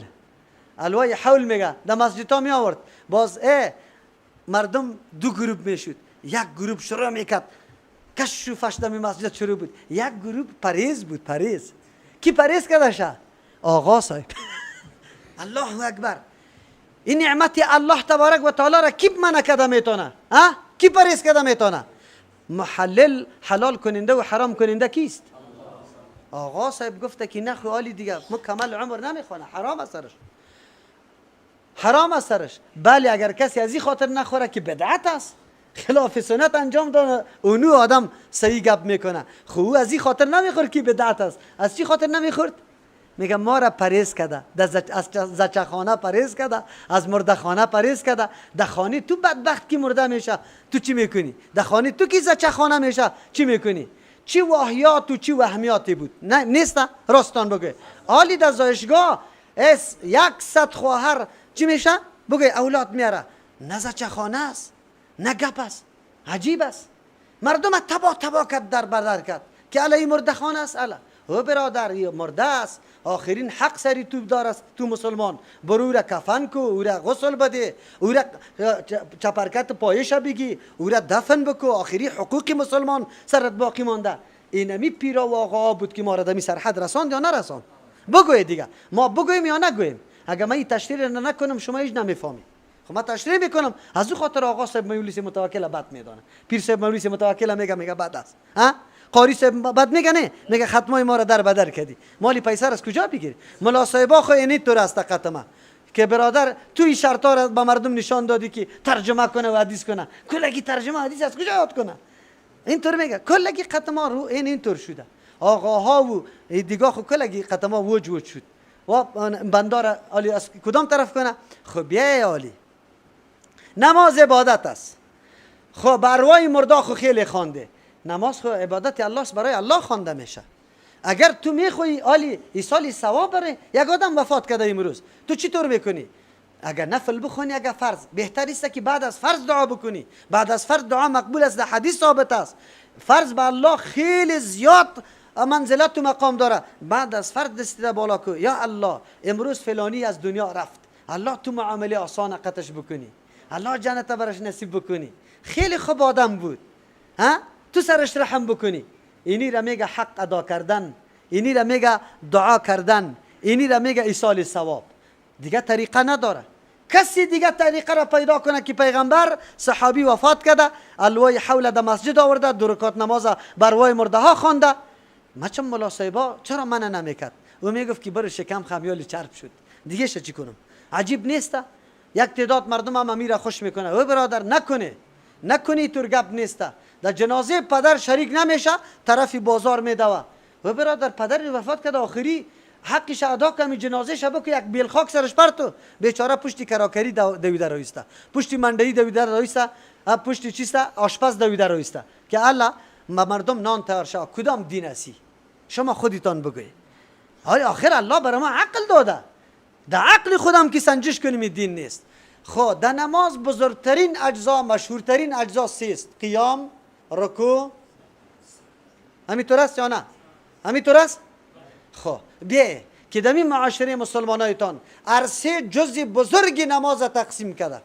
ابن قیم رحمه الله می فرماید قیام پاچاها و قماندانا و حاکما بر خود خاص کرده، رکوع را ملا صاحبا و علما به خود خاص کرده، سجده را پیر صاحبا به خود خاص کرده.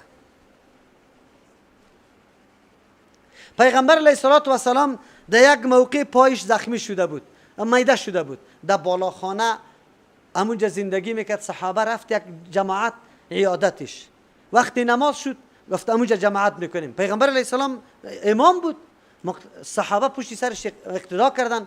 پیغمبر نشسته بود، صحابه ایستاد بودن، اشاره کرد. پیغمبر علیه السلام قطع دست اشاره کرد که بشینه، صحابه ششت. بعد از اینکه نماز ختم شد پیغمبر علیه السلام برای امی مردم میگه، پیغمبر علیه السلام به این مردم چی میگه؟ لا تقوموا کما تقوم الاعاجم. استاد نشوی مثل که چی میکنه؟ استاد میشه عجما. یعظم بعضهم بعضا، که بعضی از یا بعضی دیگرها را چی میکنه؟ تعظیم میکنه. من از شما سوال میکنم که صحابه کرام برای تعظیم پیغمبر استاد بود یا برای نماز الله؟ در نیت تو در فکرشان آمده بود که ما مشابه عجم میشیم؟ خب لیکن پیغمبر برشان میگه که شما مشابهت به عجم کرده. عجما پاچهایش نشسته میباشه، پاچهای سابق اگر دیده باشه در دربارشان چی میبود؟ زنا و مردا، کسی دست اینطور گرفته، کسی اینطور گرفته، استاده میبودند برای تعظیم کی؟ عالم با تاسف که در نظام عسکری ما امو گپا داخل شده بود. سای منصب که همینطور میآمد، اینطوری میکردن نمیکردن. یا این رسومات عجم است، در دینی گپا نیست. تا حالی این گپا در رسمیات دولت شامل است. امی علما کجا بود؟ امی علمای سابقی ما که امی گپا میزدن و امی دولت اسلامی بود، امی گپا خو میگفتن کی کدام است؟ تا امروز به بیرق نخستی، قیام نکدی؟ ای مکتبیا، یکی در مکتب هستی، ای عسکرا، برای بیرق خستی یا نخستی؟ برای استاد خستی یا نخستی؟ استاد داخل میشه ترسی کلگی بخیزه باز بشینه. یکی خستن برای کمک است، یکی خستن برای میمان است که میمان میاد جای برش اعلام میکنی. برای استاد خستن حدیث است، صریح حدیث است.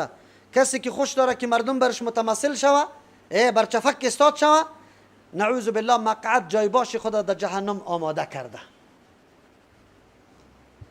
ببینه که قیاما را مردم برای خود، امی قیام جزء عبادت است و مردم به خود خاص کرده. قماندان صاحب استاد است، بر چفک مردم او طرف این طرف استاد.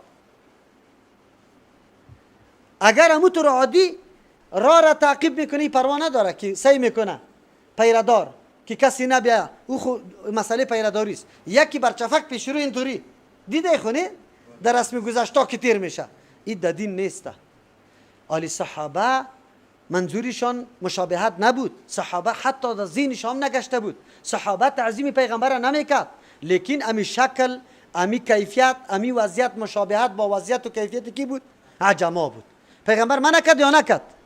خیری مولای صاحبای ما، این دکتر صاحبای ما که در تلویزیون ها میگه نوروز اگر از حیثیت جشن مجوسی ها بگیریم حرام است، اگر از این حیثیت بگیریم که برف ها رفت، یخی رفت، بهار آمد، گل ها تازه شد، باز هیچ پروا گک نداره. جناب مولای صاحب، دکتر صاحب، تو حدیث های پیغمبر را بخوانی یا نمیخوانی؟ این حیثیت ها را از کجا پیدا کردی؟ این حیثیت ها را از کجا گفتی؟ مردم چرا دعوت میده به سوی نعوذ بالله جشن مجوسی ها و به سوی قبر پرستی ها؟ چرا میده؟ لحاظ مردم میکنی؟ به الله چی جواب داری؟ تو لحاظ که پیش مردم محبوب باشم، مولای متوکل کلی مردم دشنام بده، آبرویم فدای دینم، عزتم فدای دینم، کلگی دشنام بده، خب پیش الله متعال ملامت نشو، کلی مخلوق یک طرف شو. ما به خاطر مردم گپی حق نگویم که مردم مرا چیز نگویم. نه، دین الله است ما باید بیان بکنم. ما بنده الله هستم، خودم میگم یا که نعبدو، خاص تو رو عبادت میکنم یا الله. حالی که خوف از دیگه کس داشته باشم چرا؟ قیام حکما برای خود خاص کرده، رکوع را ملا صاحبا. شاگرد که وقتی در ملا صاحب نوره که سر پایین نکنه، که دستش بوسگک نکد، خم نکد، درس برش نمیگه. خصوصا علمای افغانستان الا ماشاء الله. چی رقم بیادب شاگرد است. دستی مرا بوسه نکرد، یک قدر کلان خدا عنوان کرده. برادر تو چیستی؟ ادای مسئولیتت بکو، شکری الله را بکش که شاگرد برات میاد، ادای مسئولیتت میشه. اگر شاگرد نمی بود تو بعد پشت شاگرد میگشتی که حالی پیدا شوه. من پشت شما میگردم، سعی کنی چقدر به عذر سعی کنیم مردم عذر میکنیم، در کار دین چاپلوسی میکنیم، حاجی صاحبا و وکیل صاحبا را که یک چند روپیه بده، باز شما را دعوت میدیم، در موترا طلب میکنیم که اینجا بشینی. میکنیم نمیکنیم؟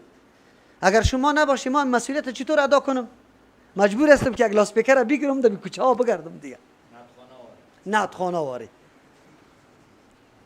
مسئولیت خود ادا میکنیم. خب ملا صاحب خفه میشه، عالم خفه میشه، نه این شاگرد دیگه درس نمیگم. چرا؟ دستی مرا بوسه نکرده، رکوع را یا به خود خاص کرده. او رکوع صحیح است؟ برای کسی خود خم کردم درست است؟ حدیث ابو داود است. یک صحابی سوال میکنه، گفت الرجل منا یلقا اخاه او صدیقه. یک شخص ما روبرو میشه با امرای برادری خود یا دوستی خود، اینحنی له، آیا برش انحنا بکنه؟ پیغمبر اسلام گفت لا، قال الله، پیغمبر اسلام گفت نه، انحنا نکنه، سر خم نکنی. تقبیل دست بوسه کردن از عالم، از پدر، آدمی خیلی متقی که عزتمند است، پیشش به دستش بوسه کو، درست است، به شرطی که سر خم نکنی، دست بالا با. آقا صاحب است که از مجلس قمار خیسته، مردم بیچاره ما چقدر محبت دین داره، به خاطر محبت دین آقا صاحبم تعظیم میکنه، بچهش از قمار خیسته ای میره دستور رو چشم. و برادر این خب بچه آقا خودم میگیره، حالی از قمار خیست، چطور تو ایره دستش بوسه میکنی؟ ها؟ یادتان یک کسی درس حدیث خوانده بود، نواسایش باز با بای خود گفته بود که او بابا تو خود کلان سال آدم هستی، در دین اینطور سر قدم نامده، تو میری بچه فلان آقا را که خیلی سن خورد از تو داره دستی از او را بوسه میکنی، در دین نیست. ای دیگه دشمنی بزرگ پیدا شد. ببینه مردم حق نمیپذیره، حق نمیپذیره، گپ حقه. این رکوع بود. سجده را کی خواست کرده برای خود؟ پیر صاحبا که مرید ده پایکش نه افتاد، در پای سری خود پیشانی خود در پایش نزد و بعد از او پسکایی اینطورام نه چی برش میگه؟ مرگی گرفته باشه شد. اینطوری که بره راستی تا نبگه، خودش نشسته در چوکی، دیگرا القی ذکر جور کرده، هو غراب میفته در ما بین. عبادت چی را گفت؟ کمال عاجزی را. کمال چی را؟ کمال چی را؟ یک رکن عبادت تذلل است. در اونجا تذلل است؟ در اونجا خود رسوایی است. آدمی کلان لنگی یک طرف میره، خودش چار پلا کجا میفته. عجیب نیست؟ چرا اینطور میکنه؟ آیا این عبادت است؟ عقل ما کجا رفته؟ امیال مردم پیروی همون مردم میکنه یا نمیکنه؟ همون مردم حق میگه یا نمیگه؟ چرا؟ کدام است؟ کدام دین است؟ در کدام جا است؟ در یک حدیث ثابت کنه که پیغمبر در مابین نشسته بود، صحابه در گردش رقص میکرد. چی خوانده میشه؟ عبادت چی را میگه مردم؟ ناتخوانی است، پیری ما کامل و مکمل است و پیری ما اینطور است که در یک نظر در فلان جهان میرسانه و در فلان آسمان میرسانه. اینی را گفته برو عبادت. عبادت است؟ از کاری پیغمبر در کل کتابای حدیث آمده. در یک ذکرش اگر شما ذکر پیدا کردیم، من میگم بیخیش صحیح است. ما دشمنی با کسی نداریم، یقینا نه درزادگی داریم. ما دشمنی با او عملی داریم که خلاف عمل پیغمبر باشه. امروز در جهان امی رقص، امی پایکوبی را مردم نشان میده، میگه این اسلام است. این اسلام است؟ این نمایندگی اسلام هم میکنه؟ عبادت الله چی رقم میباشه؟ خیلی خوب جناب، والا سر ما جذبه میه. بسیار خوب. حسن بصری رحمت الله علیه را کسی آمد از پیش پرسا کرد، گفت ای حسن رحمت الله علیه، گفت اینجا یک طایفه پیدا شده در عبادت الله بسیار ناحال میشه، میفتن. گفت امتحان کنیش که یقینا ناحال میشه یا نه. گفت ببریش در سری چا یا در سری موری دیوال، ذکر شروع کنی که حالی میفته یا نمیفته، یقینا که جذبه سرش میاد یا نمیاد. این عبادت نیست، این دین نیست، یقینا دین نیست، بلکه نام دین بد کردن است.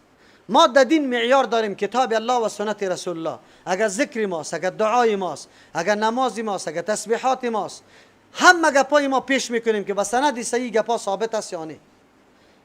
سند صحیح. یک تعداد مردم میگه جانشینی پیغمبر خیلی ضروری است، خیلی زیاد ضروری است. پیغمبر از دنیا بره و جانشین به خود مقرر نکنه. خیلی خوب که جانشین مقرر کردن خیلی ضروری است. خیر چرا در قرآن ذکر نشده می جانشین؟ در قرآن خو حتی آدابی بگه خانه رفتن الله ذکر میکنه که در خانه کسی میری چند دفعه 3 مرتبه سلام علیکم استیزان بعد بکنی، اجازه طلب بکنی. ای موضوع تو که قدر مهم است چرا در قرآن ذکر نشده؟ این یک طایفه ما اینمی طور میگه که پیغمبر جانشین خود خلیفه مقرر کرد، خود دیگه غاصبین است، ابوبکر و عمر و عثمان غاصب است، این را غصب کرد، علی رضی الله عنه را مقرر کرده بود. چرا این مسئله که قدر مهم است چرا در قرآن ذکر نیست؟ خیر در قرآن مسائل خیلی عادی ذکر میشه، این خیلی مهم مسئله بود، این را باید ذکر میکرد. یکی این جنابارم بگوه ولا تصوف و طریقه خیلی هم فرض است، یا در 4 خلیفه رسیده. در چند خلیفه؟ خیر وقتی که 4 خلیفه است چرا برش ابوبکریه نمیگی؟ چرا برش عمریه نمیگی؟ چرا عثمانیه نمیگی؟ چرا علیه نام نمیمانی که سهروردیه و چشتیه و نقشبندیه و قادریه میگی برش؟ علی نام گذاشتن به مؤسس اول میشه، یعنی که در این بعد از او مؤسس بگوی در قرن 7 کسی این طریقه را داشته باشه به نام از او میشه. خیلی خوب کتابای حدیث آداب بیت الخلا را بیان کرده، همین طریقی تو را در کدام حدیث بیان کرده برای من نشان بده. یک کسی در یک جای میمان بودیم گفت مولوی سی والا خوب جا پیدا کردیم، در یک جای رفتیم والا روزای چهارشنبه همونجا ذکر میکنیم، حلقه است. چی میگی؟ ما گفتم لا موجود الا هو لا مقصود الا هو.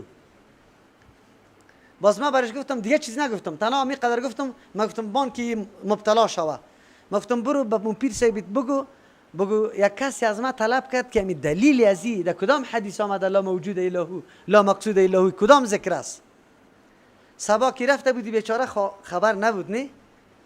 همین پیر صاحب گفت پیر صاحب کسی از ما طلب کرده که همین دلیلش بگو که لا موجود الا الا گفت نمانه، دیگرها را امر کرد بزن که نمیزنی. این آبی شده. این مرد که بیرون برآمده ایران مانده که چی گپ شد سر من. بعد از او درک که الله اکبر. ما دیگه اونجا بحثا کردیم که سیکو در امر دین هیچ موضوع به دلیل و به سند قابل قبول نیست. بعد از او الحمدلله توانست 10 نفر از او حلقه بکشه. همینطور برشان گفت که بیا درا من دلیل طلب کردم، چرا ملت میخورم؟ اگر این واقعا گپش حق باشه دلیل داشته باشه چرا سند پیش نمیکنه؟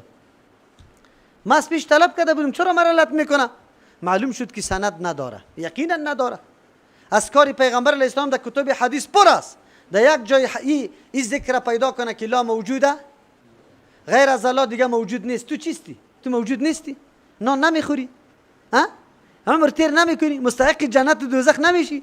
مکلف نیستی به احکام الله؟ تو چیستی؟ موجود نیستی، معدوم هستی.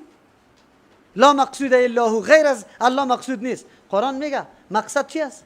جنت مقصد است. رضامندی الله چی است؟ این خو مقصد است. تو چرا میگی لا مقصود الا هو؟ اینجاست که شما درک میکنی حقیقت ها را که بله عبادت مخصوصی الله تبارک و تعالی است. خو مردم سجده ها را، رکوع را، قیام برای کی میکنه؟ بگوی به غیر الله میکنه. بگوی نظر چیست؟ دعا چیست؟ طواف چیست؟ از شما سوال میکنم طواف غیر الله یک جای مخصوص ولیطوفوا بالبیت باید طواف بکنه با یک خانه قدیمی که بیت الله است. دیگه جای طواف کردن رواست یا ناروا؟ شرک است یا عدم شرک؟ قبرالی طواف نمیشه؟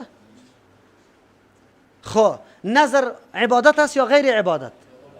ولیوفو بگه نذورهم باید پورا کنه نظرهای خدا. خو به نام الله میشه نظرهای، به نام غیر الله؟ شما نظر سخی داره یا نداره؟ نظر حسین داره نداره؟ نظر بی بی داره یا نداره؟ نظر سمنک و نظر بابجانی و نظر فلان خانی داره یا نداره؟ خب عبادت الله است به غیر الله چرا میشه؟ تو کدام مسلمان هستی که در رکعت نماز میگی ایاک نعبد خاص تو را عبادت میکنم؟ امو مادر ما که ایاک نعبد گفته و پسان دیگه سمنک بار کرده به نام بی. چطور ایاک نعبد گفتی؟ اینجا خب عبادت به غیر الله میکنی. دعا چیست؟ مدد خواستن، مشکل خواستن، حاجت خواستن چی است؟ عبادت. مخصوص کیست؟ ما از غیر الله خواسته رایستیم. ببینید اینمی قسم حالت و اینی قسم مردم کم است یا زیاد است؟ خیر مسئولیت کیست که همین مردم بیچاره ما مظلوم ما؟ مردم ما خیلی دین دوست است یقینا. اگر یا حقیقت دین بدان الحمدلله یک رقم قربانی میده در دین که هیچ پرسان نکو، سری خدا میده، مال خدا میده، آبروی خدا میده. ما دیدیم برادرای عوام ما ملامت نیست. چرا که دین یک دفعه فهمیده باز که سرش میره قطعا دیگه سو نمیشه، دفاع از دین میکنه. خب لیکن کسی برش بیان کرده؟ وضاحت داده که یا که نعبدو چی مطلب داره؟ ما خاص تو را عبادت میکنیم، ما عبادت خاص تو را میکنیم یا الله. و اینجا عبادت برای کی میشه؟ رکوع سجده برای کی میشه؟ نظر برای کی میشه؟ طواف برای کی میشه؟ عبادت برای کی میشه؟ اینجاست. قربانی برای کی میشه؟ مال ذبح کردن در کدام جای میشه؟ مال خودم اینجا ذبح میشه اگر به نام الله میکنی در سر قبر چی میکنی؟ لا عقر فی الاسلام در حدیث نامده. پیغمبر علیه السلام کسی نظر که بود در فلان جای فلان حیوان ذبح میکنم در مقام بوانه، گفت اونجا کدام مراسم از مراسم زمان جاهلیت بود یا نبود؟ اگر مراسم هم باشه اونجا نبری ذبح نکنی. لیکن امروز سر قبر مستقیما میبره امونجا ذبح میکنه. یک ملا صاحب برای ما گفت میگه روز نوروز بود، گاوا گرفته بود قومی، پدرشان گور است یک جای، بابا کلانشان بازور احاطه کرده، دیگه قبر خموتر سگ میگرده و مال و مرکب کلگی سرش میگرده. خب بابا را چی کرده بود؟ احاطه کرده بود. گفت روز نوروز بود، مردم جمع شده بود، یک مولوی پیدا شد تقریر کرد که روز جشن نوروز جشن مجوسی است، حلال کردن سری قبری طور حرام است. گفت نعوذ بالله من نمیفهمیدم. دو وقت مولوی بسیار گریان میکرد، الله مغفرت کنه، وفات کرد. گفت مولوی صاحب مردم یک دم آمدن که مولا صاحب تو چی میگی؟ ما گفتم بری حلال کنی. گفتم کلی گپای مولوی صاحب بیچاره از بین رفت. مردم هم گاوا در روز نوروز در سر قبر چی کردن؟ حلال کردن. بازو بیچاره وقتی در ترجمه قرآن شیش بسیار گریان میکرد. مرا میگفت که الله مرا میبخشه. مولوی صاحب بیانه ما گفتم الله رحمان است، توبه بکو. هیچ کس اولی طور پوره و کامل نیست. اینمی طور عقاید غلط ما هم داشتیم تا که در کتاب الله ننشستیم. در کتاب الله که نشستیم قرآن یک چیز بیان میکرد، ما چیز دیگه عقیده داشتیم. الله مهربان ذات است، از او خاطر الله وقتی انسان توبه میکنه الله میپذیره، به شرطی که از صدق دل باشه. اینطور حالتای دار ما فعلا روان است، فعلا مردم ها اینمی قسم پیدا میشه. ما دیگه چی گناه داریم؟ میگیم بندگی الله را بکنه، این مردم ما را میگه که نه بندگی قبر را بکنه. نزاع ما اینمی قدر گپ است. باز میگه قطعا مناظره کنی. چی مناظره کنیم؟ بری ما خو میگیم بندگی الله را بکنی که شما در قبرا میری 1 میلیون قبرا را هم طوافیش بکنی، هم خاکایش بخوره، هم لټایش در گردن بند کنی، هم سنگایش در جان بزنی، هم نبات در گردش تو بده به مردم توزیع کنی. خورده گفته با ما چی؟ ما خو میگیم که شفا دهنده، حاجت پورا کننده، مستحق پرستش و بندگی تنها و تنها کیست؟ یک الله تبارک و تعالی است و این دین پیغمبر صلی الله علیه و سلم است. و ایاک نستعین و خاص از تو چی میکنیم؟ طلب امداد میکنیم. از تو طلب امداد دوم جمله است. خاص از تو امداد طلب میکنیم. امداد طلب کردن خود دعا بود، دعا خود عبادت داخل بود. چی ضرورت است که باز دوباره ذکر میکنه؟ به خاطر اهمیتش. اکثر مردم ها در کدام قسم شرک مبتلا شده؟ در شرک فی الاستعانت، در طلب امداد کردن. چی میکنن؟ مردم در این شرک واقع شده، از او خاطر به طور خصوصی ذکر کرد. یک وجه. دوم عبادت امر خیلی مهم است. یک نوع تکبر به انسان پیدا میشه که من این قدر آدمی کلان هستم که عبادت میتونم. نه، آدمی عبادت خودم محتاج به کیستم؟ به الله خود. و ایاک نستعین. از او خاطر علما میگه که مفعول نستعین یا عام است یا خاص است. حذف مفعول در بحث معالمیه، گاهی برای عمومش میشه. میگه و ایاک نستعین فی الحوائج کلها، ما در حاجتای خود تمامیش از تو طلب امداد میکنیم، هر رقم حاجت که داریم. اگر اولاد نداریم، اگر مریض داریم، اگر کامیابی میخوایم، اگر صحت میخوایم، اگر منزلت میخوایم، در کل حاجت ها با کی آواز میدیم؟ از کی میخوایم؟ یا است که اینجا تعیین آمده، مفعول به معین است. و ایاک نستعین فی العباده، خاص تو را طلب امداد در چی میکنیم؟ در عبادت. عبادت هم بدون استعانت الله نمیشه. چرا نمیشه؟ اگر الله پیغمبر را روان نکنه تا کیفیت و طریقه عبادت برات بیان نکنه، تو عبادت میتونی؟ از امو خاطر عبادت امری چی میباشد؟ توقیفی. عبادت امری چیست؟ توقیفی. چی مانا؟ تو فقط توقف میکنی از شریعت که کدام قسم آمده، نه دو زیادت، نه کمی، نه جایش تبدیل، نه وقتش تبدیل، نه کیفیتش تبدیل، هیچ کدامش تبدیل. عبادات چی است بگه؟ اموری توقیفی. رقم که از دین آمده امو رقم. نماز آمده پیغمبر خوانده، بس امو قسم دست تا اینجا بالا کرده، تا اینجا بالا کرده، تا اینجا بالا کرده، کفاره اینطور گرفته، امو رقم میکنم. من نمیتونم که حالا اینطور تبدیل کنم شه اینطوری، او در اینجا خوب دکه بکنم شه اینطوری که برم. نه، در دین نامده. من در عبادت تغییر نمیارم. وارینا مناسکنا. ابراهیم خلیل دعا میکنه برای ما طریقه عبادت ما را بیان کن. طریقه عبادت بیان کننده طریقه عبادت کیست؟ محمد رسول الله صلی الله علیه وسلم. چرا او تشریح میکنه؟ الله خودتان گفت و اقیموا الصلاه، نماز چی کنه؟ خب بعد از او طریقه و کیفیت و مقدار و وقت و همه گپایش کی برای ما بیان کرد؟ اینالی خیر نماز خدا پیش کنیم به سنت پیغمبر که آیا هست یا نه. امروز خود جمعه است، یک نیم ساعت که زیادتر شو پروا خو نداره. یا که نستعین خلاص